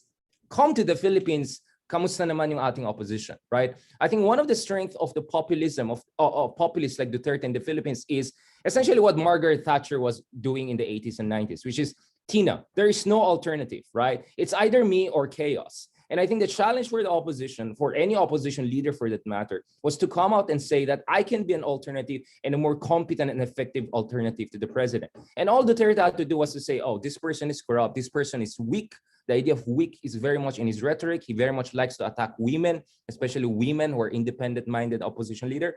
This has been a problem for us. The opposition has not put up the kind of organized pushback that we have seen in comparably besieged democracies like Brazil, like Turkey, or even India. And the last point I want to point out here is also the element of authoritarian learning. The fact of the matter is that the pandemic has been a boon. It has been a bane to ordinary people, but a boon to authoritarians. And from Myanmar to China, what we see in Hong Kong, to the Philippines, we see that authoritarian leaders and dictators and despots and populist strongmen are learning from each other right and left and implementing those learning processes with increasing success. In fact, unabashed success. Even in places like Hungary, at the heart of the European Union, we see this development. And this brings me to the third issue, the issue of surveys. I just wrote my latest column on Philippine Daily Inquirer was in defense of scientific surveys. And I'm very glad that we have SWS, Pulse Asia, among others. And I'm very sad to see attacks that I've been seeing against some of these institutions, these very credible institutions and colleagues in these institutions. At the same time, we have to interrogate the numbers. I mean, we should not take the numbers on the face value. I'm very glad that Dindo mentioned this issue about, we don't want a corrupt leader. We want someone with platform. But I remember, in the last elections, 2016, everyone said also they don't want corruption. But at some point, the early runaway winner was actually someone known to be very corrupt, right? I mean, we don't have to name names. But you see, I mean, just look at the SWS numbers on drug war. More Filipino people want the drug suspects kept alive than they support the war on drugs. So 6 to 7 out of 10 Filipinos support the war on drugs of Duterte, and yet 8 to 9 also want the drug suspects kept alive. How do you make sense out of that? Is that schizophrenic? Or perhaps we should qualitatively interrogate these numbers and not just take them on the face value. Freedom House numbers, for instance. I remember we did a longitudinal study in Freedom House. We had conversations with friends in Brookings and Cornell the other year. For instance, if you look at the Philippines, even under Aquino, I think the Philippines was a partly free country. And if you look at the Philippine score from Aquino to Duterte, the number did not significantly change, which for me is not a reflection of lack of change on the ground. It's a reflection of the problem with how Freedom House scores. I tried to point it out with friends in DC during one of my presentations there the other year. But I think this is the discussion we really have to have. Are these even surveys? I mean, are these indices and numbers? I mean, we have to really interrogate them and not take them on the face value, because I cannot see how our numbers even under Aquino were so bad, right? I mean, as weak as our institutions were, I think our numbers should have significantly dropped compared to the Aquino days. But let me go to the other issue also. I mean, this is the thing I've noticed. Surveys in the Philippines have been extremely and uncannily accurate over the years. But the Philippines has changed over the past few years. And one big change is the huge climate of fear. As I've mentioned this to Dr. Mangahas and Ronnie, among others, during our panel talks earlier, is that what is the incentive of someone in a poor urban community that has been ravaged by extrajudicial killings to be fully honest about his or her opinion about powers that be to just some random person who says they're from some polling agency? I mean, we are very aware about the inherent limitations. Sampling wise, fantastic, but inherent limitations of face-to-face surveys in the context of climate of fear. And that is why in certain authoritarian regimes like Russia, for instance, there are all sorts of different surveys done in order to get around this. And I think that's where we have to have a conversation about big data, digital surveys, among others, not to replace analog and traditional surveys, but as a complement. And I think that's a very important conversation we have to have. And on Duterte's approval ratings, I mean, some numbers are Publicus, for instance, puts Duterte's around 55 to 65. And by the way, that's not too different from Aquino's numbers, right? Aquino also got into his last year with similar numbers. And if you look at net satisfaction ratings, Ramos, Cory, Era, Pinoy, all of them also had significantly high numbers. So I think let's not also get too much carried away with Duterte's majority approval ratings. I believe he's popular, but whether he's 70, 80, 90% the approval rating in the climate of fear, I think we have to interrogate those numbers. And this has nothing to do with the credibility of survey agencies. It has just to do with the very context of where face-to-face surveys are conducted. And lastly, yes, it looks like a Duterte tandem could dominate the next elections. And I completely agree with Dr. Tianqi. What is up for in the next elections is essentially regime change, or rather institutionalization of the current populist regime, right? Was this a sui generis, a freak accident, or was this just at the beginning of a long-term shift in the Philippines? This is going to be a new Philippine Republic. I think that's really up for grabs in 2022 elections. And that's why it's very important, not to mention also concerns about election interference and foreign interference in our elections, sharp power issues, which I think we have not talked about sufficiently, and we have to talk about more in the coming months. Now, if you look at Sara's numbers at 25, 27, 28 numbers, it looks formidable. But Binay's numbers were at 40, 45%, a year before the election. So, and we saw what happened. And the reality is that there is such thing as disadvantage of early advantage. I mean, the fact that Sara is leading so early has also created some ammunition and incentive for even supposed allies to kind of mobilize against her. And the fact of the matter is that we may have multiple candidates in these elections, no real parties after all, but you can have multiple Dutertista candidates who have, different personalities, but similar paradigms, right? And they could split a very, similar base. So I mean, it's very possible that if Marcos and Sara were both to run, they could split a very similar base that Duterte used to dominate. I'm going to end on this point. And I think we should not also, again, maybe I don't want to be Dr. Doom here, but I think we should not also forego speculation on the possibility of post-election mayhem. I mean, all of us are presuming that the upcoming elections will be fair and square, at least to the degree that it was in the previous elections. But that's not given. And should that be the case, which is, the temptation for the incumbent not to hold a fair and square elections, what will be the response of other candidates who are also doing very well in surveys and who believe that they should win the presidency? So I think these are some of the issues that we have to discuss. Thank you very much, and apologies for going slightly over time. Thank you very much. Thank you, Richard. Richard discussed the failure in strategic diversification in the context of the Philippines' stance towards China, and he narrated the bashing of all the major powers and why China's trade volume with the Philippines did not actually drop during the Aquino regime. And maybe the question is, did the bashing by the Duterte of major powers, except China, affect trade and investment? So maybe Richard can take that up in the open forum. So now, thank you, Richard, again. Now we proceed to a discussion on public spending in the Duterte administration. Our speaker is currently the Executive Director of the Institute for Leadership, Empowerment, and Democracy, or ILEAD. Her career has focused on public policy, governance, and development, working with USAID and the Department of Budget and Management, among others. Ladies and gentlemen, let us all welcome Ms. Sisa Susara. But thank you for the introduction, Dr. Magno, and thank you for to the Strat-Based Institute for inviting ID to share our analysis the past 5 years of the Duterte administration's public budgets and public spending. So allow me first to share my screen.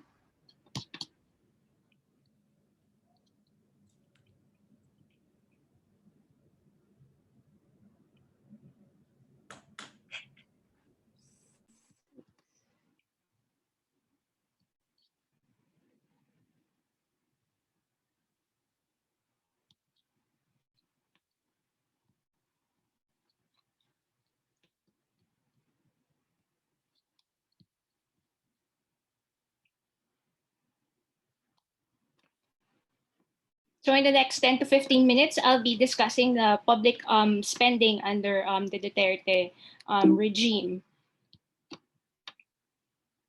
Let me begin first by saying that the national budget describes how a government intends to spend money. It provides a summary of various macro and micro decisions, as well as a clear reflection of an administration's desired trajectory expressed in its fiscal priorities. And for us ordinary citizens, it tells us how our taxes are used. So how did the Duterte regime use taxpayers' monies and loans over the past 5 years? Change is coming was a battle cry that sent Rodrigo Duterte to the presidency in 2016. And that was anchored, and that change was anchored in a 10-point agenda that was launched at the start of his administration. So he promised to eradicate drugs, secure peace and order, and corruption in the bureaucracy, and build more infrastructure so that by the close of his term, the Philippines would become a high middle income country. 5 years on, and amid the global health and economic crisis, it is important to look at the national budgets of the Duterte administration and to see where his administration's priorities really lie. So ILEAD has been scrutinizing the annual national expenditure plans and the General Appropriations Act that's enacted after Congress scrutinizes and deliberates on the national budget to find out where the increments and the avalanches lie. Increments are basically small top-ups to budget items, which is often a result only of technical adjustment at the subsystem level of the bureaucracy. On the other hand, avalanches are drastic upswings in allocation, which is often a result of macro political decisions either by the president or Congress. So the 2018 national budget was the first spending plan that was fully prepared by the Duterte administration. It wasn't the 2017 national budget because a large part of the 2017 budget was actually prepared during the Aquino administration. And when the Duterte administration came in, there was barely 2 months to revise what the priorities of the previous administration were, and they had to go into submitting the national expenditure plan and had to have the budget deliberated by Congress. So we asked, where were the avalanches and what were the increments? So in 2019, these were our observations. First is that build, build, build, although billions, hundreds of billions of pesos were allocated for infrastructure development, build, build, build includes large chunks of patronage-driven projects within the public works budget. Secondly, we observed big upswings in the funds of the Office of the President, the police, and the military. And third, this is where the increments in the budgets are. We saw them in social welfare, health, and education, which suggests that there was little political will in these areas. The succeeding budgets of the Duterte administration, regardless of the actual budget level changes, we saw year on year follow the same pattern of public budgeting, even as we face an unprecedented public health and economic crisis. So basically, what we saw in the budgets from 2018 up until the 2021 budget is a disjointed national budget that prioritizes these two things: build, build, build, patronage-driven projects, and discretionary funds of the Office of the President, the police, as well as the military. So let me go through each of those observations. I'll begin with build, build, build. So as you know, it's been in the news every year. Build, build, build gets watered down. The list gets revised. But it's not only the list of projects actually that kept on moving. The goalpost also kept on moving in terms of the total infrastructure to GDP target of the administration. So they started with an ambitious 7.8 infrastructure to GDP target, but over the years it has diminished to just over 6%, and for next year it is down to 5 percent. So in this slide you see some of the projects as well that were labeled as build program, even if many people know that ordinary commuters know that a lot of these projects actually started before Duterte came into power. So apart from the moving targets of build, the moving goalposts, they continued to miss their targets. So the ambitious targets were always adjusted, but disbursement figures of the DPWH and DOTR, sorry, there's a typo there, show that actual infrastructure spending is much lower than even those adjusted targets. And what is the reason for that? It's a chronic underspending of DPWH and DOTR. While the COA said that the obligation rates, meaning the ability of both DOTR and DPWH to contract out projects, had actually improved, the disbursement rates or the actual payments out of the accounts of the DPWH and DOTR have actually decreased. As you can see here in the graph, it decreased by nearly half in 2017, went up a little, sorry, there, and decreased even more in 2019 due to the budget impasse in Congress, which led to the late enactment of the 2019 budget. As I mentioned a while ago, the public infrastructure budget also includes large chunks of patronage-driven project. And so just as an example of what we looked at, we compared the budget allocations for the local infrastructure program, where traditionally the pork barrel funds can be found. And when we saw that there's almost 100 billion peso increase compared to the allocation for it in 2020, and over the years, it started with just around less than 100 billion pesos in 2017, 2018, and now it's up to 281 billion pesos in 2021 amid the global health and economic crisis, and we see that this is really due to the upcoming elections. And among those projects that are included in the local infrastructure program are really non-strategic projects, such as multipurpose halls, local roads. So we saw a 41% increase in the local program, and while the budgets for more strategic programs that are under the convergence and special support program increased by only 36%. Our second major observation of the budgets under the Duterte administration is that there's greater room for discretion. And we saw this in the budget of the Office of the President itself. So there was an upward trend in the President's contingent fund, and even higher MOOE of the Office of the President, which includes the confidential and intelligence funds, a lot of funds for travel and even communication. And by Office of the President, we mean that also includes the communications office that are part of the Office of the President. So as you can see, in 2016, the contingent fund, which is basically a standby fund that's up for that can be used for new and urgent project and is subject to the approval of the President, was only 2.5 million. It increased to billion. It increased to 5.5 billion in 2017. And this level was actually even augmented during budget execution, as most of the funds from that augmentation went to the police and the military as they were fighting,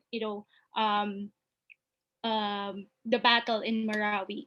It went up further in 2018 to 13 billion pesos, and up until this year, that's the same level. It has stayed at that level of 13 billion pesos, and no one really knows how this is being used. As I said a while ago, the confidential and intelligence funds of the Office of the President also kept increasing, along with that increase in the contingent fund. But the same pattern can be seen in the confidential and intelligence funds of the police and the military. As you can see, between 2011 to 2016, it was pretty much kept at the same level. But you see here in this three lines that like really drastic increase in the CIFs of the OP, the police and as well as the police and the military. And the highest recipient of the confidential and intelligence fund is not even the police and it's not even the military, but the Office of the President. So apart from those discretionary funds of the President and the confidential and intelligence funds of the police and the military, we also saw increases in the budgets itself of the police and the military. And this is against the backdrop of President Duterte's drug war, where he said he is concerned about we are concerned basically about human rights, but his concern is human rights. And that can be seen as well in the national budget. So there's an avalanche of funding for the police and military, and the increases are largely attributable to the doubling of the salaries and the benefits of the police and the military, as well as other funding for their operations. In 2021, the armed forces budget increased from if you compare the 2016 budget level of the armed forces, that's only 62 billion. So as you can see, it doubled in 2021 at 121 billion pesos. And the PNP in 2016 had a budget of 76 billion pesos, and it's now up to 170 billion pesos. And that doesn't include the top ups that I mentioned from the President's contingent fund. And with all of these increases in the president's contingent fund, confidential and intelligence funds, the doubling of salaries of the police and military, we see a spike in human rights abuses. And this has led as well to the decline in scores in rule of law and fundamental freedoms. As most of our speakers have already discussed and pointed out a while ago. And Tokhang stays.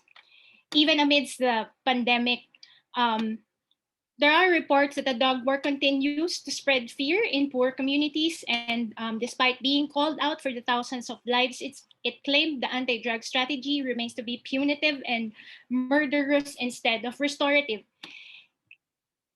And apart from the drug war, we've probably heard in the news the budget for anti-communist insurgency. So from a budget of only around 723 million pesos in 2020, the NTF-LCAC, or the National Task Force to End Local Communist Insurgency budget, increased to a whopping 19 billion pesos for 2021, which in our view could have very well been used for vaccines, for things like, ayuda, economic aid, and financial assistance for businesses that have closed down.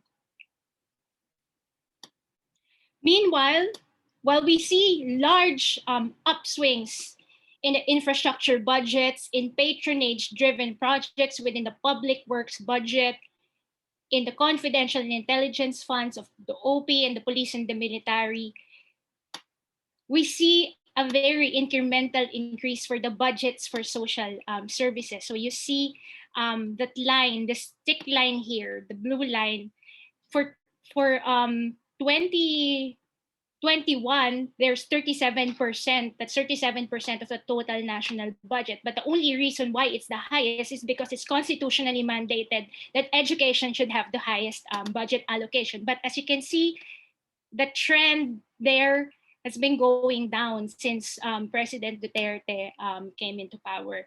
And you compare that with the budgets for debt burden and even defend, which slightly increased and then it tapered off from 2019 up to 2021.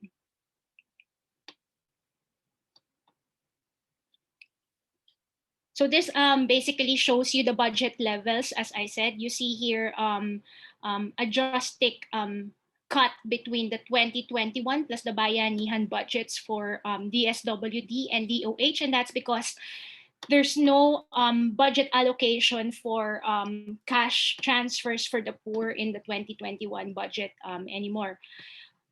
As you can see, in DepEd, there was a slight decrease in the DepEd budget for from its 2018 level to 2019, and that's largely because of the free tertiary education implemented by CHED. The reason for that is because 30 billion pesos of the budget that used to be in DepEd was basically reallocated in order to fund free tertiary education, which Duterte's economic manager said was basically fiscally unsustainable. So in order to fund it, because it became a law, they had to resort to cutting some funds from the basic education sector.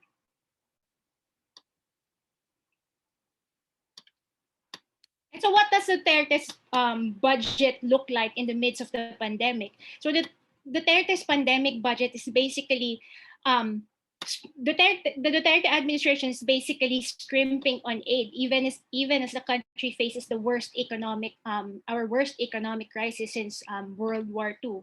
The national government has spent too conservatively in responding to COVID. So there was some aid under Bayanihan 1 and Bayanihan 2, but that also was problematic as a lot of funds remained unobligated and undisbursed. So we checked the Bayanihan 2 reports, which was recently expired, and about 17 billion pesos remained unobligated, meaning they were not projects and programs were not contracted out, and 46 billion remains undisbursed. And this is a problem because the Bayanihan 2 law says that unexpended, unutilized, and undisbursed balances would need to revert to the treasury. And the thing is, this 46 billion peso undisbursed fund includes budgets for cash transfers and programs like service contracting of the DOTR. This even includes undisbursed funds for procuring the vaccines, and even funding distance learning, funding digital learning, as some 4 billion peso budget went to the Department of Education, which we were not able to fully use by end of June.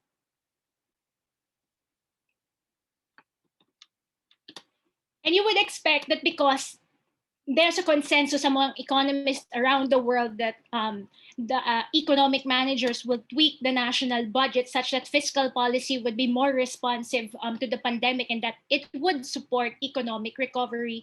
Unfortunately, what we see in the 2021 national budget is a business as usual budget, as if there is no pandemic. And a while ago, I already talked about the patronage driven projects, and even the budgets that the 19 billion peso fund for the NTFL-CAC. And so clearly, there is a wrong prioritization in terms of the budget for 2021. So if we are to summarize the budgets under the Duterte regime the past 5 years, what can we say?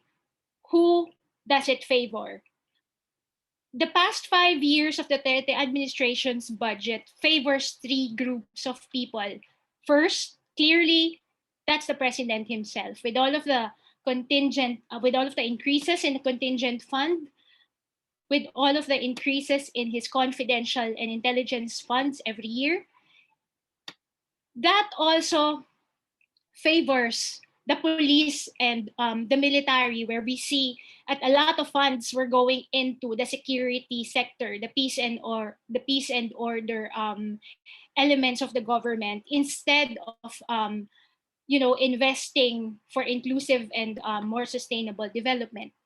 And the third group of people that benefits largely from the national budget are the politicians, as we see in those patronage-driven and non-strategic infrastructure project that gets billions, hundreds of billions of pesos of allocation. So if we're probably to add up all of the patronage-driven projects the past 5 years, it would probably be up to at least 500 to 600 billion pesos. And so we ask, is this what Build, Build, Build is all about?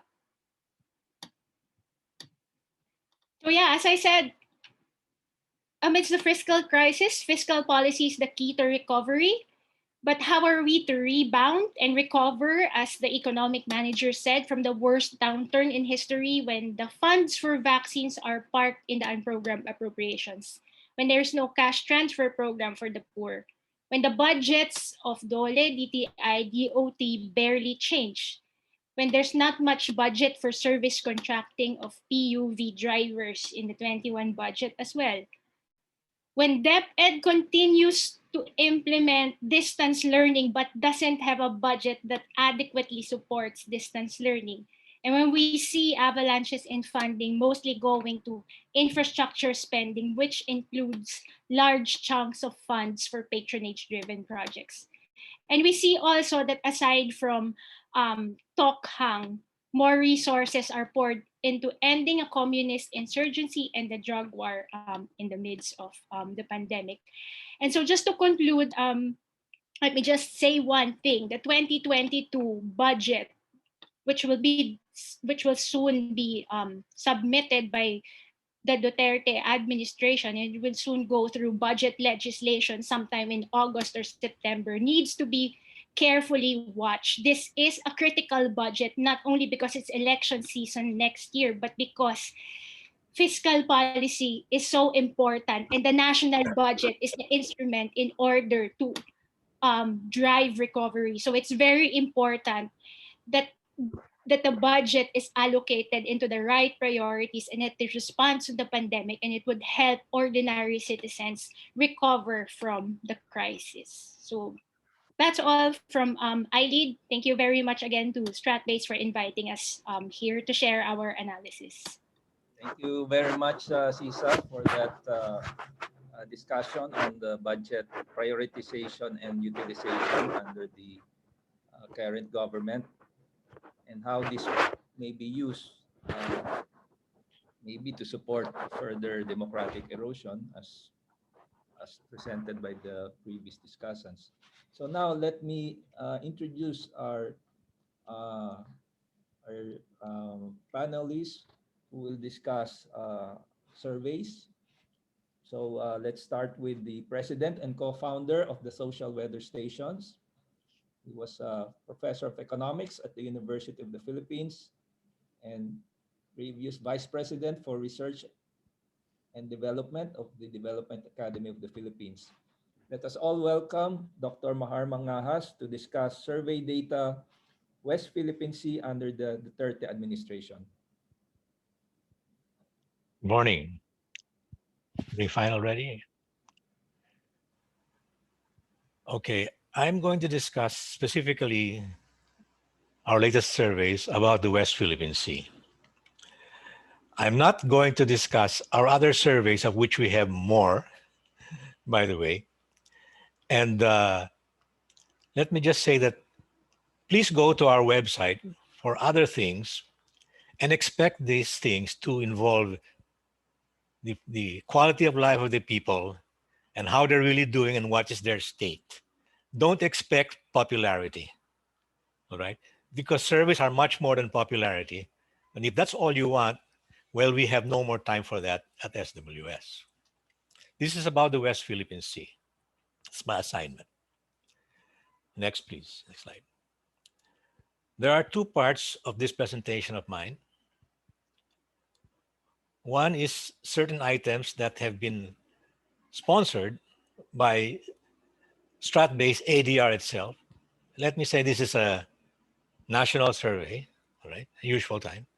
Some items sponsored by strat-based ADR and some items which are SWS own initiative, and we're combining this over there, right? Okay. Next slide, please. The first item of strat-based sponsored is testing whether the Philippine government is not doing enough to assert its rights on the country's territories in the West Philippine Sea.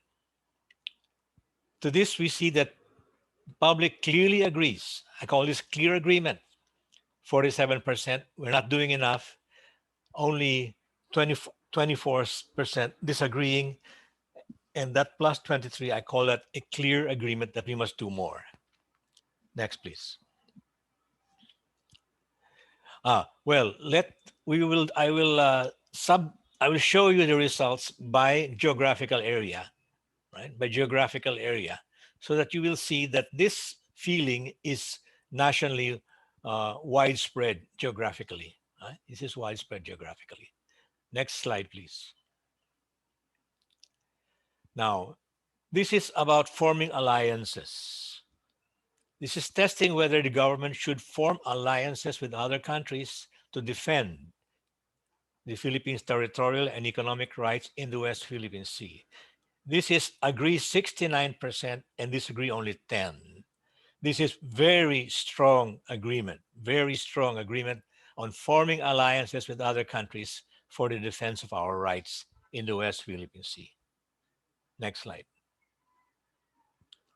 This strong agreement is everywhere across the country. It's strongest in Metro Manila, but it's very strong also in all the other parts of the country. Next, please. This is an issue, a very specific proposal that the government should build structures on vacant islands in the West Philippine Sea as a way of asserting our rights to these islands. Is this important or not important? And 69% say it's important and only 10 say it is not. This is very strong agreement to the move to build our own structures in the West Philippine Sea. Next, please. By area, there you could see it's plus 71 in Metro Manila. It's a little less elsewhere, but it's very this is all very important, all important, all right? This is a 5-point scale, all important to do this. In other words, this is doing what China's doing. We should do it ourselves, build on these islands in the West Philippine Sea. Next, please. Now, this is a more complicated probe. This looks at potential measures of the government to do in the West Philippine Sea and lists 5 measures, 5 proposed measures, and allows up to 3 answers. And here are the general results. Number 1, the most important to the people's minds is to strengthen internal Philippine military capability. The second most important is to conduct joint military exercises with our allies. And the third, specifically pertains to the United States, is to implement the VFA and the EDCA, the Visiting Forces Agreement and the other agreement. Next slide. On this slide, you can see the other 2 proposals. On the top, you have the first 3, but the other 2, less important to the people, are the finalization of the ASEAN Code of Conduct on the agreement of how countries should act within the South China Sea, and to bring this issue to the United Nations General Assembly. So those last 2 are relatively unimportant from the people's point of view. Next slide, please. Now to go to items initiated by SWS. These are on our own account, no charge. We would have done this anyway. One is, how adequate is the protection of fishermen's rights, natural resources, and Philippine territory, A, B, and C, and those are separate items. And then, what is the benefit from the Duterte-China friendship? The findings here is that national sentiment is tepid. I'd call this tepid. It's not altogether negative, but it's weak. And it's very strongly affected by distrust in China. And here the context is that China is the most distrusted country to Filipinos in the whole world. It's absolutely distrusted. Whereas for other countries, it's at least neutral, if not positive. China is absolutely a distrusted country to Filipinos. And we see that, very interestingly, that there is a geographical divide. Anti-administration opinions are very strong in the NCR and the Balas Luzon. And pro-administration opinions are more to be found in Mindanao and Visayas. And this, I think, is obviously a parochial point of view because the president happens to come from Mindanao. Next slide, please. The adequacy of the government protection of the rights of fishermen. Nationally, it's 52 saying yes and 32 saying no. That looks like positive plus 20, but that positive point of view is because of the strong, very, very strong view in Mindanao particularly, and somewhat in the Visayas. It's actually, in effect, it's 0 practically in Metro Manila and the balance of Luzon. So this is very, very much geographically affected, all right? The protection looks overall weak, but it's actually even negative in Metro Manila. Next slide. And more so if you subdivide the responses by trust in China. The 3 bars there, top bar is those who trust China, and that's, by the way, that's only 21%. Call it plus 45 adequate. Those in between or neutral, call it plus 20 adequate. And those who don't trust China, 48% don't trust China, mind you. That's only plus 9. So the context here of the foreign policy relation, foreign affairs relations is very important. Next. How about protection of our natural resources in the West Philippine Sea? You have only 48 saying it's adequate, and you have 33 saying it's inadequate. So that's tepid. That's very, very tepid, it seems to me. That's not something to be proud about. And it's because in Metro Manila, it's actually -5. In Palace Luzon, it's only +2. It's propped up by Mindanao, most of all. The Mindanao opinions of +47 and the +26 of the Visayas. So it's very clear here that the Duterte propaganda is establishing itself, especially in Mindanao, and secondly, in the Visayas. Next. Here is the same opinion subdivided by trust in China. It's those 1/5 who trust China who give it a +45. The undecided give it only a +22, and those who don't trust China give it a +1. Next slide, please. The adequacy of the government's protection of Philippine territory in the West Philippine Sea is 47 favorable, 33 unfavorable. So that's I call it a tepid +15. But it's made up of very, very weak, in fact, negative views in Metro Manila, neutral and balanced Luzon, a little positive in the Visayas, and more positive in Mindanao. In Mindanao, you have 60% saying that it's adequate. And so that's the parochial opinion that you find in Mindanao, which is coloring so much of the national result. Next. More so if you consider trust in China. The net adequacy is +45 for those who trust China, and this is only 1/5 of the Filipino people, +20 of another 1/5, but it's 0 for the 1/2 of the Filipino people who do not trust China. Next, please. Now, how much benefit does the Philippines get from the friendship of the president with China? Here's a 5-point scale again. Positive, very much or much.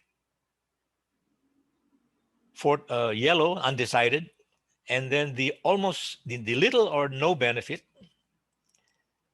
the pink and the red on the chart. So overall, it's +3.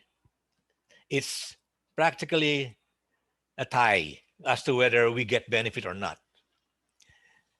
And it's negative or 0 in Metro Manila, the Balanced Luzon, and the Visayas. It's only +22, however, in Mindanao. So here you have the Mindanaoans who are believing that the Philippines gets a lot of benefit. And if you ask me, that's the gullible part of our population, and that's parochial. Obviously, that's very, very parochial. Next, please. More so if you consider the trust in China,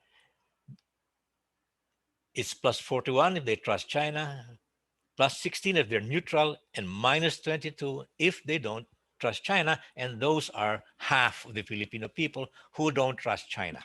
So the Chinese factor is extremely important on this particular item. Next. So let me summarize then.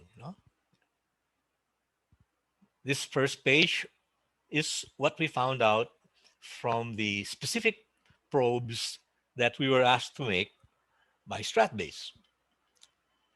StratBase approved the wording of all these questions here. Public opinion clearly favors stronger actions to assert the country's rights in the West Philippine Sea. I said this is very clear. It very strongly favors alliances with other countries to defend Philippine rights in the West Philippine Sea. And it also very strongly favors building structures in the West Philippine Sea as a means of asserting our rights. The most demanded moves from a set of 5 proposed moves. First, to strengthen our own internal military capability. Second, to conduct joint military exercises with allies. And third, to implement the terms of the VFA and the EDCA. Not so demanded are working with the ASEAN and working with the General Assembly. Second, summary. National opinion is, I call this tepid. It's positive, but it's very weak. It's hardly positive. As to the adequacy of the protection of the fishermen's rights, the natural resources, and the territorial rights in the West Philippine Sea, or we might call this so-so, nothing exciting here. It is likewise tepid as to the benefit to the Philippines from the friendship of President Duterte with China. This is so-so. And this is very much geographically affected by the prevailing pattern of trust, which is mostly distrust, in China. So examine the national opinion geographically, and you see very clearly anti-administration opinions in Metro Manila and the Balance Luzon, mixed with pro-administration opinions in Mindanao and Visayas. There's a little typo error there. I don't know. There's a surplus of letters there. That should be pro-administration, not FTC pro-administration in the Mindanao and Visayas. So that's my report for this roundtable or town hall. You call it town hall discussions. Thank you for allowing this. Thank you, Dr. Mar Mangahas, for providing us with the survey data with respect to how the Filipino people really think about the West Philippine Sea issue. So now let's go to the president of Pulse Asia Research. His research interests include public finance, public opinion, and the field of comparative politics, specifically on democratization and political contestation. To discuss with us the latest government performance survey of Pulse Asia, we have the president of Pulse Asia Research Incorporated, Dr. Ronnie Holmes. Maraming salamat, Kiko, and thank you to ADRi Base for the invitation. I hope I'm coming out clearly. It's good that I am the last. It's like running a 800-meter relay, and I hope I'll be able to contribute to catch up on the time so that we have more time to discuss.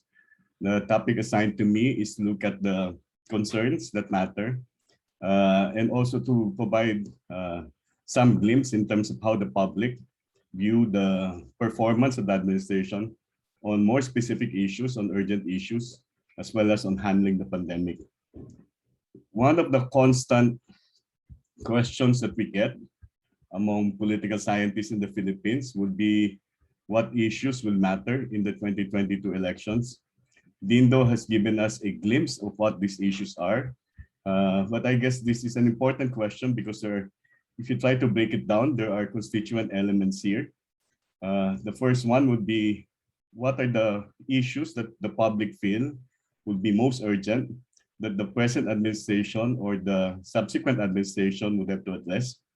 We need to check whether these issues have changed across the last few years or across all periods in the post-Marcos period. One of the things that is quite difficult to also forecast would be what are the conditions that will obtain come May 9, 2022, or proximate to that before the elections, and how would these conditions eventually change voters' disposition?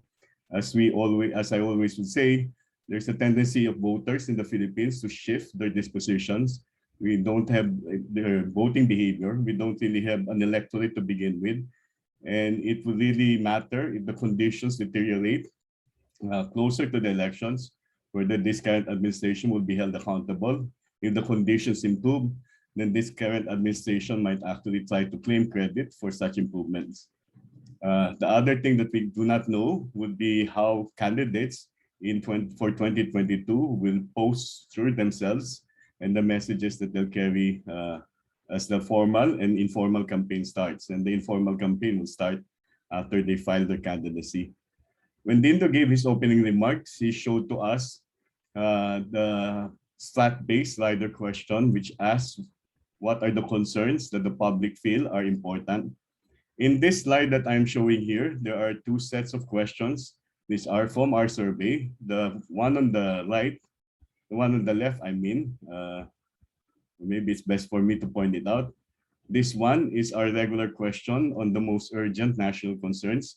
The question here basically asks respondents to select 3 issues that they feel should be immediately addressed by the national administration. And as captured earlier, and even in the social weather stations, you basically have got issues that are considered as most important. That's inflation, that's the pay of workers, and that's the creation of more jobs, as well as the reduction of poverty. Following those will be 2 issues related to COVID. This would be with respect to providing subsidy and controlling the spread of COVID. When we ask the respondents to identify what issue they would like the president to speak about in the SONA, they identify basically the same issues. But of course, many of these issues were not necessarily covered as much by the president's last State of the Nation address. Essentially, the concerns clustered into 2 categories. These are with respect to the economy and with respect to the pandemic. Just to break down a little, the most urgent national concerns, the top of mind concern nationally, which is the first mentioned here, would be controlling inflation, which in Filipino would be mataas, pagkontrola sa pagtaas ng presyo ng mga bilihin, increasing the pay of workers, which is 12%, and then providing assistance, ito yung ayuda, to those who lost their livelihood and jobs because of the pandemic. The second concern would be still inflation and the pay of workers, and the third is a combination of pay and jobs. Across time, we will see that there have been some changes in terms of urgent issues.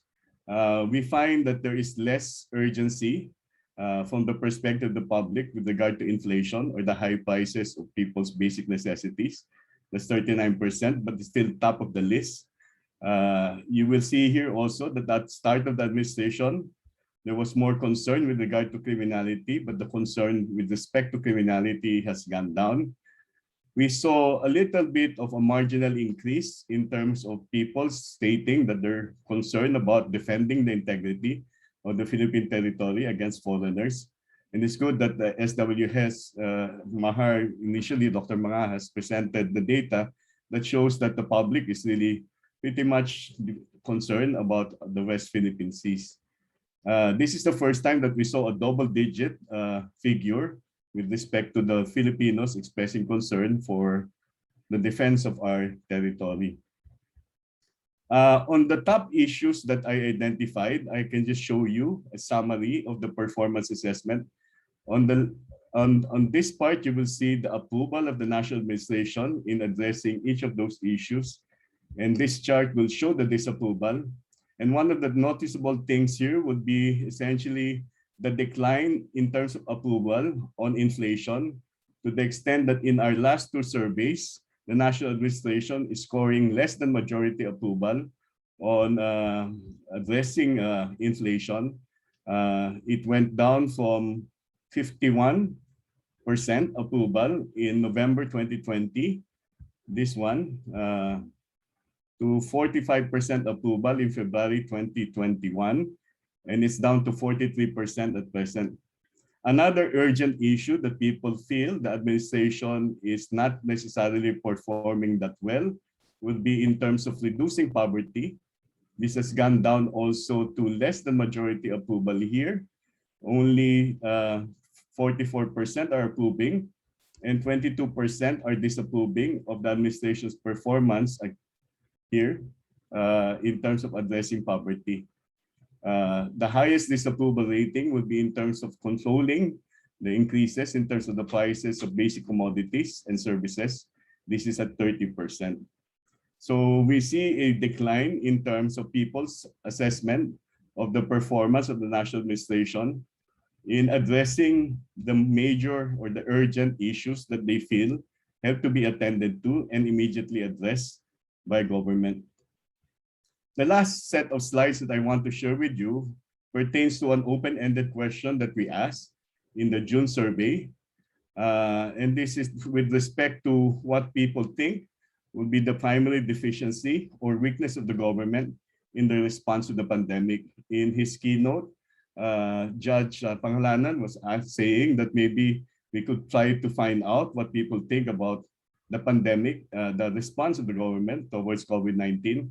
This is an open-ended question, and what we did was that we netted, categorized the verbatim responses, and you will find here that basically the primary weakness identified by close to 1 out of 5 Filipinos will be the insufficient support for those who lost their income, sources of income, or their jobs during the pandemic. And it's much higher in Mindanao and in the socioeconomic class E. The second highest figure in terms of deficiency identified by the respondents, by Filipinos, would be in terms of the pace of vaccination. The system of vaccination they feel is inefficient. It's not systematic, and there's a greater concern with regard to vaccination among people in the National Capital Region, although the concern in other areas is more or less proximate to the proportion that we see at the national level. And then we go on, there are people who are concerned about the extent by which health protocols are unevenly implemented. That's close to 1 out of 10. People are concerned about the lack of information about COVID, about the effect of the vaccine. There's a typographical error here, kaugnay sa kanilang kaalaman, usapin. And if we go down, and there's also related to what Liza presented a while ago, there's still quite a number who believe that the budget of government is insufficient in order to provide more income support, as well as support for other industries. That's about 7%. If I go to the next pages, I'll just show it briefly. These are the other reasons or deficiencies, weaknesses or deficiencies given by respondents. And then what we should note essentially is that only 1 out of 10 respondents did not identify a deficiency or weakness in the government's COVID response. So many Filipinos feel that there are indeed some weaknesses. There are indeed weaknesses or deficiencies, and these are issues I think that the government should address, especially given the fact that we are now faced with much more uncertainties. We don't know what lies ahead, really. The uncertainties are multiple. We don't know whether we will face a new surge, whether this surge will lead to a new lockdown, whether the lockdown will further contract the economy, who are the ones standing for the national positions in 2022. What I do know is that regardless of the uncertainties, if the government will plan, if people who want to present alternatives will plan, these uncertainties can be best addressed by effective planning and resolute implementation. Maraming salamat ulit sa slot base. Thank you very much, Ronnie, for presenting the latest survey on the most urgent national concerns. So I think there are a number of questions here right now, but let me ask Attorney Joseph Noel Estrada, the Managing Director of the Coordinating Council of Private Educational Associations, or COCOPEA, to provide some reaction. Thank you, Dr. Magno, and thank you for ADR for allowing the COCOPEA and the private education perspective on our inputs on the state of Philippine education. I just would like to give my inputs on behalf of the Kokopeya of the state of Philippine education from the private education perspective. Like in many countries all over the world, the Philippine education sector is among those that have suffered the hardest blows since the COVID-19 pandemic began to cause severe and extensive damage to our economy last year. To be able to truly understand and appreciate the current state of Philippine education, it is important to look further back, not only at the time of the pandemic last year, but in the pre-pandemic years as well. Pre-pandemic Philippine education has already been buried in serious concerns, leading us to a looming education crisis back then. Like, for example, out of the 79 countries that participated in the PISA, or the Program for International Student Assessment in 2018, the Philippines ranked last in reading and second to the last on science and math. In 2019, themes or trends in international mathematics and science study, the Philippines ranked last in math and science. And in CPLM in 2019, or the Southeast Asia Primary Learning Metrics, among the six ASEAN countries, the Philippines ranked fourth or fifth. But it's not all downward trajectory for education in the last 5 years, as we have also seen the reduction of out of school children in basic education and the increase in the enrollment in higher education programs. But this trend can also be traced from the past administration with the enactment of the K 12 law in 2013. The Universal Access to Quality Tertiary Education Act, or Republic Act 10931, was indeed passed in 2017 to provide free higher education in state universities and colleges and local colleges and universities, and the establishment of a tertiary education subsidy, which includes the students in the private higher education institutions. Certainly, in the area of improving access to education, we may have been moving forward. But with more focus on access in the last 5 years, it has also manifested our country's need to give more attention to improving quality education, including the quality of our teachers and the outcome of our graduates, if we want to be at par with our ASEAN neighbors in the area of education. Moreover, the robust funding in public schools and state universities and colleges on free and near free public education has also resulted to the easing out and diminished participation of the private sector in education. These challenges in education have been exacerbated by the pandemic as more private schools close. Many students and teachers migrate to the public school system, and many students continue to fail in their education, continue with their education because of economic difficulties. In this third and last session of the 18th Congress, the passage of important bills on education will help build on the milestones on education realized in the last 5 years, and more importantly, strengthen the complementarity between the public and the private sectors in education, which is crucial in our country's rehabilitation and recovery measures post-pandemic. Specifically, these are the following measures. First is the House Bill 9596 and Senate Bill 2272 on the clarification of the taxability of proprietary educational institutions to finally remove any doubt as to the entitlement of proprietary schools to the preferential tax rate and the concessionary tax rate under the Tax Code and the CREATE Act.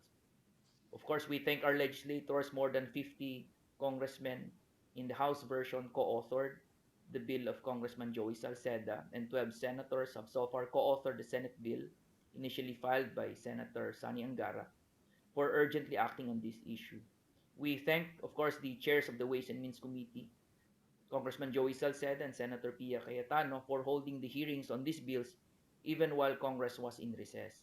The urgency of this bill is becoming a law cannot be overemphasized, as the 150% increase in taxes, if not abated, would certainly be a death sentence to many struggling private schools. On the other hand, the lowered rate of 1% under the CREATE, if correctly implemented, would go a long way in helping private schools not only on their survival but also on their transition to flexible and online platforms. Let me take this opportunity to further reiterate kindly our appeal to the Department of Finance to suspend the implementation of BIR Revenue Regulation 5-2021 pending the legislative process on these clarificatory bills. It may be well noted that the DOF has manifested in Congress and Senate that it supports the swift passage of these pending bills and interposes no objection. Second, the House bill further expanding the e-gospel law, or the government assistance to students and teachers in private education, to finally include private elementary students in the education service contracting scheme, and the expansion of the teacher salary subsidy to senior high school teachers. And lastly, the third, the approval of the Senate Joint Resolution number 10, pushing for the revival of the Congressional Committee on Education, or EDCOM. This will bring together the legislators from both houses with the assistance of education experts to review, assess, and evaluate the entire Philippine education system, to propose the needed policy interventions to address current education crisis and improve the state of Philippine education. Finally, Congress still has the time to pass these measures with high urgency on the tax bills, House Bill 9596 and Senate Bill 2272, as the new school year starts to open soon. The proprietary schools urgently need this clarity in tax policy for sustainability and continuity of education in the midst of the pandemic. Cocopeya will continue to engage our policymakers, our civil society, to meaningful discussions on how the private sector can help further operationalize the constitutional mandate of complementarity between the public and the private sectors under one Philippine education system, and improve the quality of our education and ultimately the quality of our learners and graduates. And of course, in choosing our country's next batch of leaders. Finally, we need more education champions and genuine education leaders. We hope that in the next election, we can see the education votes show up.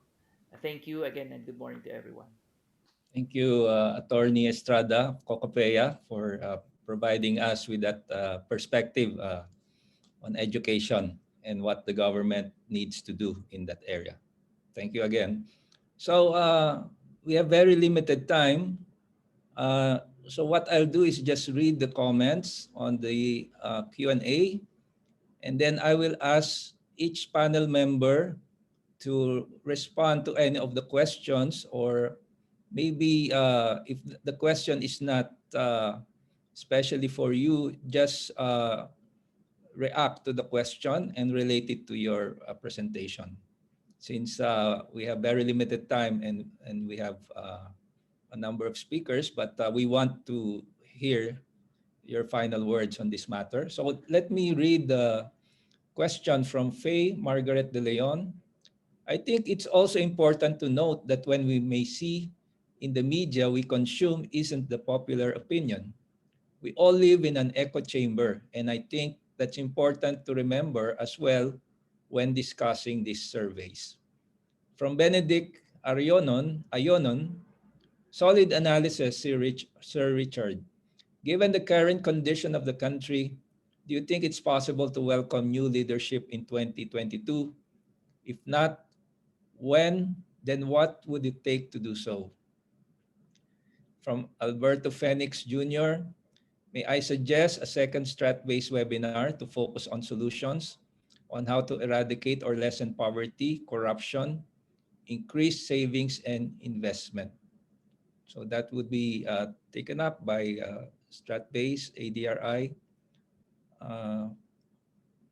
Again, from Benedict Ayonon, how can aspirants engage those in the most remote and secluded areas of the country given the new virtual arena?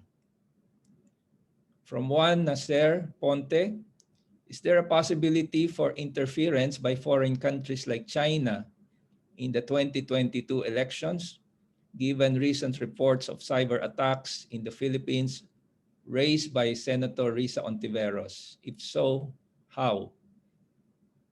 From Reyes, I am developing a story on ethical hackers vis-a-vis the 2022 elections. Okay.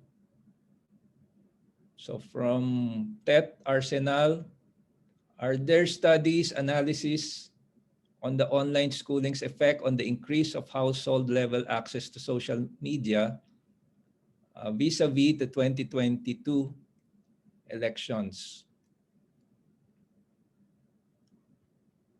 Okay, the other questions were answered through this chat box. So we'll just focus on the questions that I've read. So maybe we can start with Professor Ronnie Holmes. So many of the questions are on the surveys.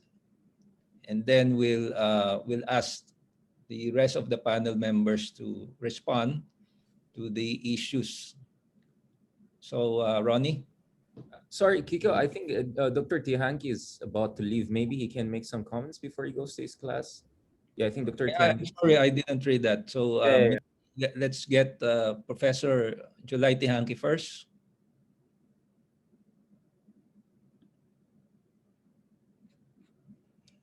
Is July still here?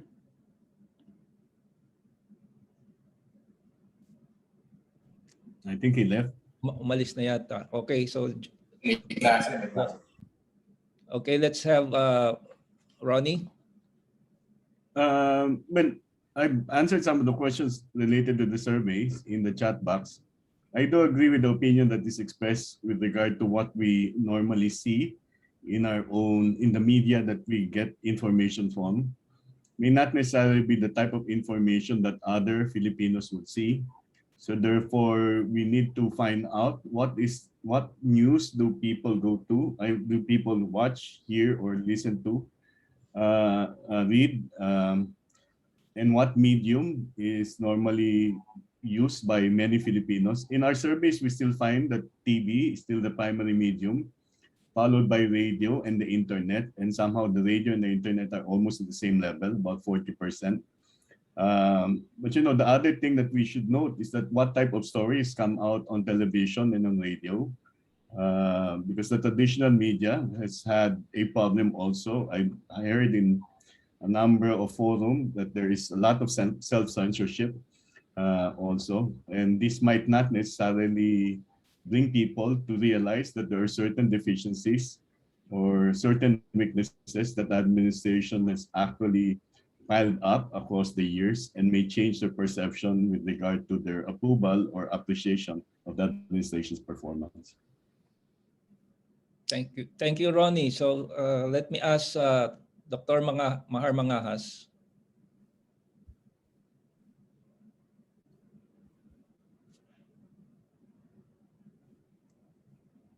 Mahar, you should unmute.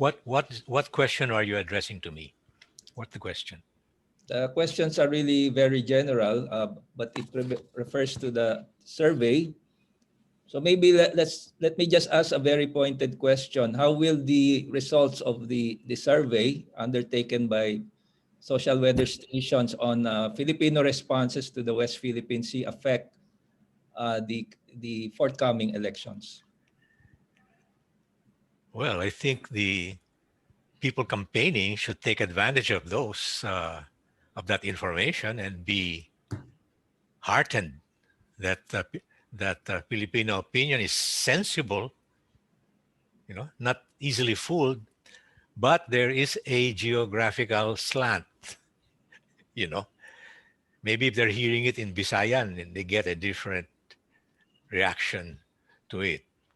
So if you're a campaigner, you take account of it accordingly. And I don't know anything about campaigning. That's not my line.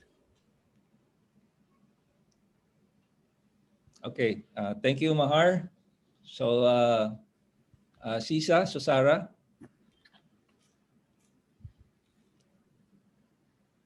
Are you still here, Sisa? Sir, which question? I addressed some of the questions in the Okay. Q&A. So any last words?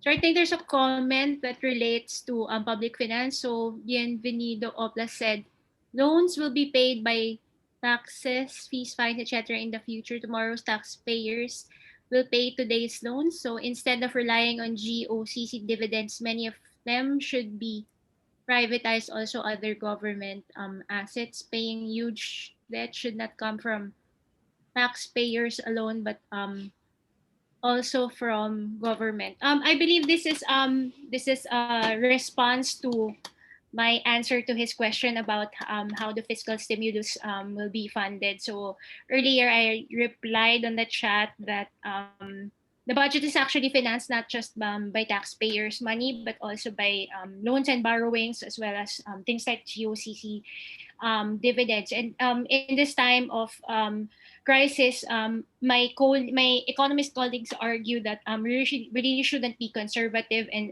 scared too much about debt, because economic recovery would really depend on two injections, and that's basically the vaccines and cash injections to support poorest households, people who lost jobs, and even other sectors of society. So I believe that that was a comment to that earlier response I made.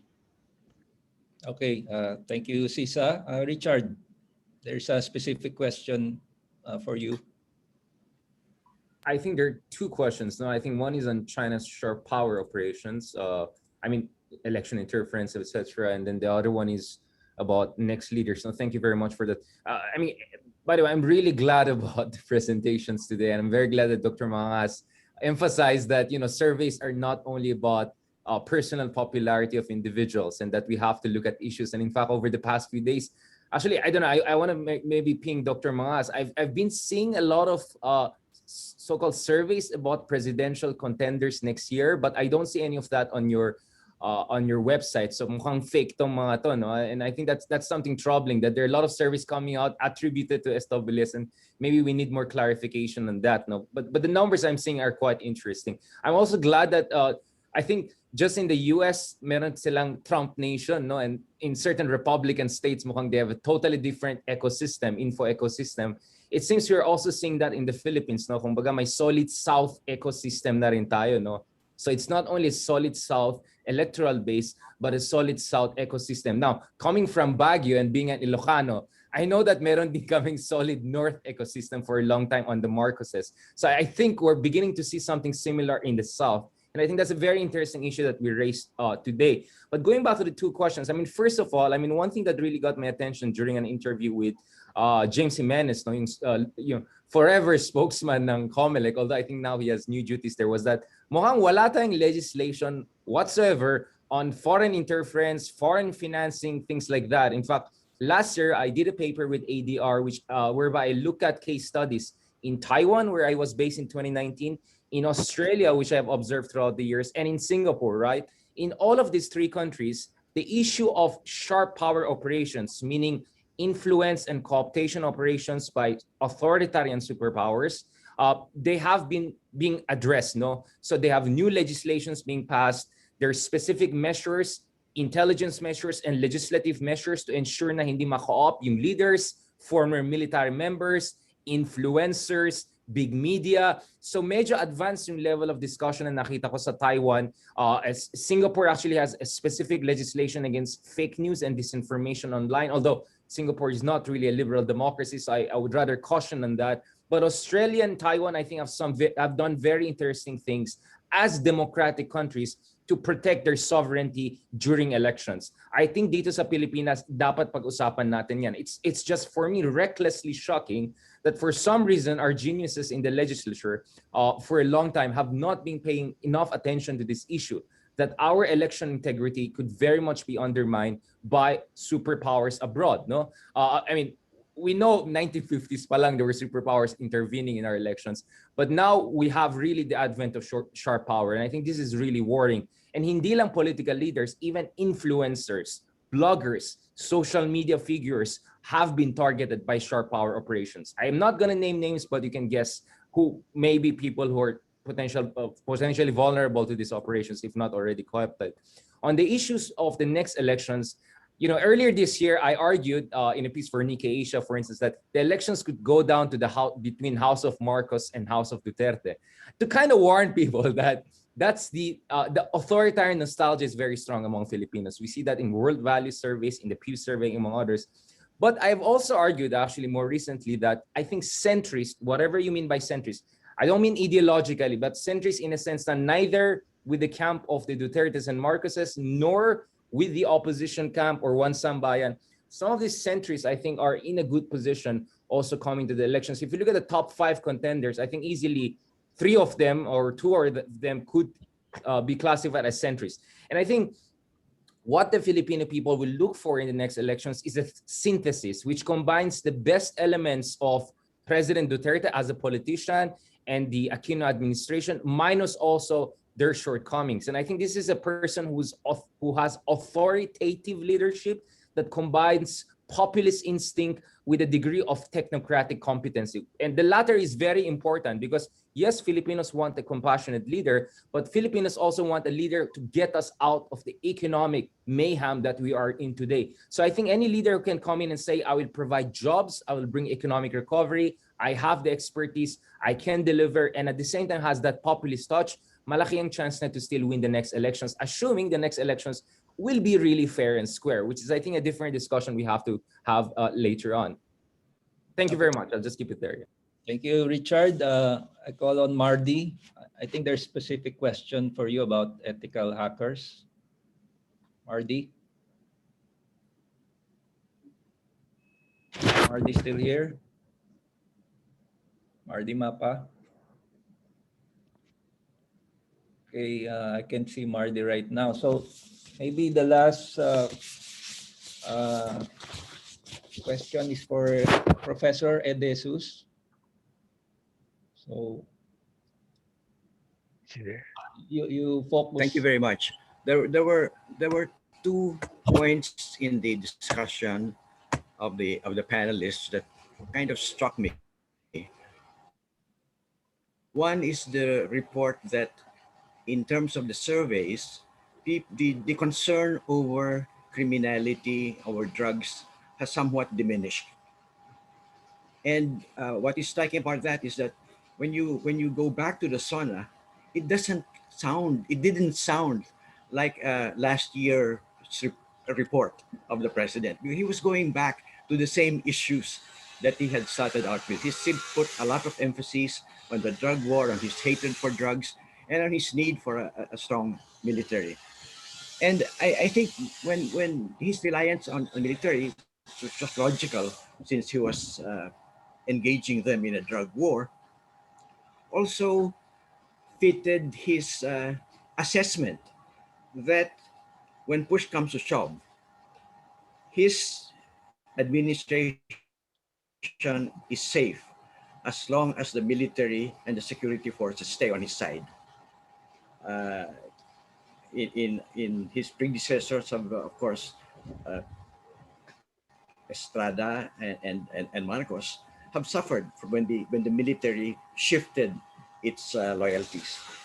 So part of the appeal, I guess, of the keeping in close contact with the military, showing them great deal of support, is to hedge against the possibility that there may be some movement against him.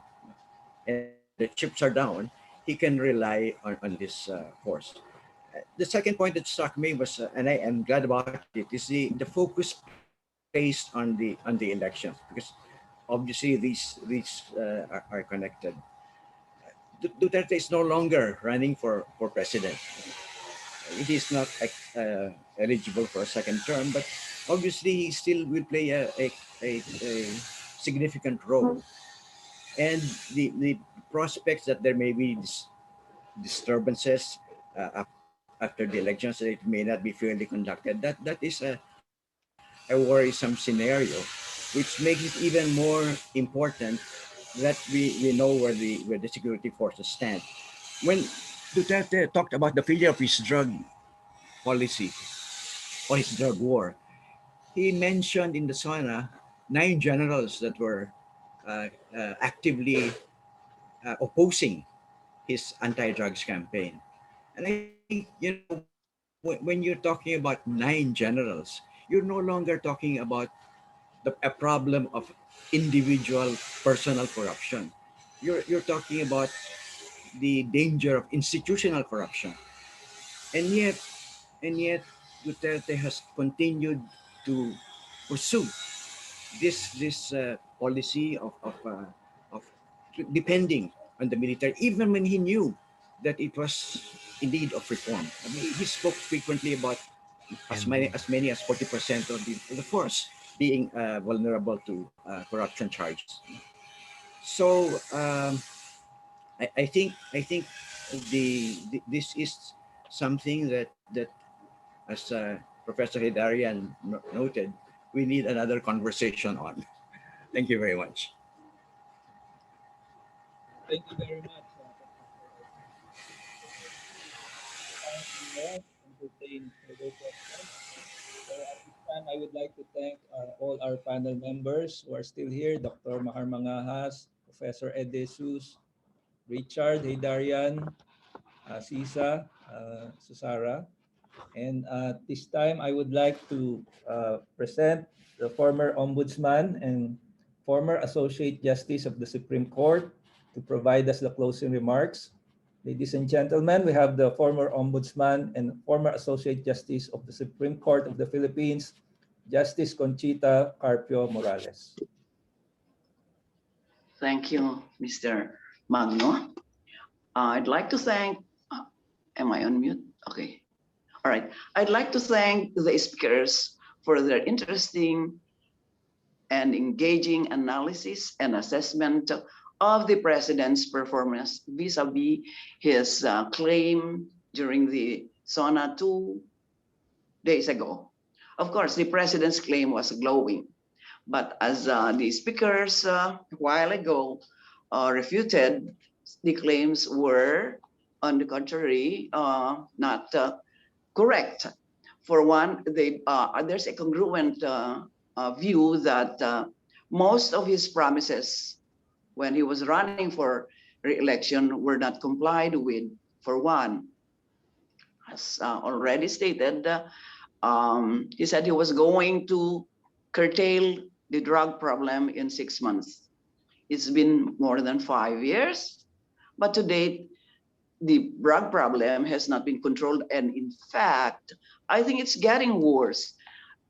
Every day, we almost get daily accounts of drugs being imported into the country and probably coming from China, although the president was not ready to mention the name of China because, well, as is known by everybody, he loves Xi Jinping, and therefore he was careful enough not to displease his inamorata. Now, from what I gather from the views of all the speakers, they found that the democracy right now is fragile in light of the resurgence of populism as accentuated by the president. Of course, the president, in doing so, has come up with the policy, or rather the, maybe policy of fear, because he says, if you do this, if you do not do this, I will kill you. Of course, he will again say that he was just joking when he was saying that he will kill you and all that. But we don't know when the president is joking, but he should be responsible enough not to be joking. So if we believe that he is not joking, we take his word for it. Now, again, it is true that there's a selective case on the part of the president of bashing major powers, but sparing his beloved China. Let me recall. There has been a problem about social welfare, about health and education, being the recipient of mere increment budget, because that's reflective of the little political will that the president has on this. And there are the missed targets, although the president claims that he was able to meet his targets. He came up with a very glowing report about his accomplishments. Of course, Professor De Dilberto de Jesus says that his only accomplishment is getting high approval ratings and high trust ratings. Fortunately, these approval and trust ratings have been, seen to be going down. as far as the president claims of achievements are concerned, which have been proven to be inaccurate, I am reminded of that quote which says that, let me go over it, which says that kind nature consoles the shadows for lack of substantials. The thirsty dreams of fountains and running streams, the hungry man of banquets, the poor man of hidden gold. Nothing is more opulent than the imagination of the beggar. Thank you. Thank you, Justice Carpio Morales. So we now end this forum. The link for this forum would be in the site of Strat-based ADRi. Good afternoon, everybody. Thank you, everyone. Salamat, Thank you. Kiko. Salamat, Dindo. Salamat, you, Ma'am Dindo. Conchita, Thank you. everyone. Thank you. Thank you. Bye. Bye.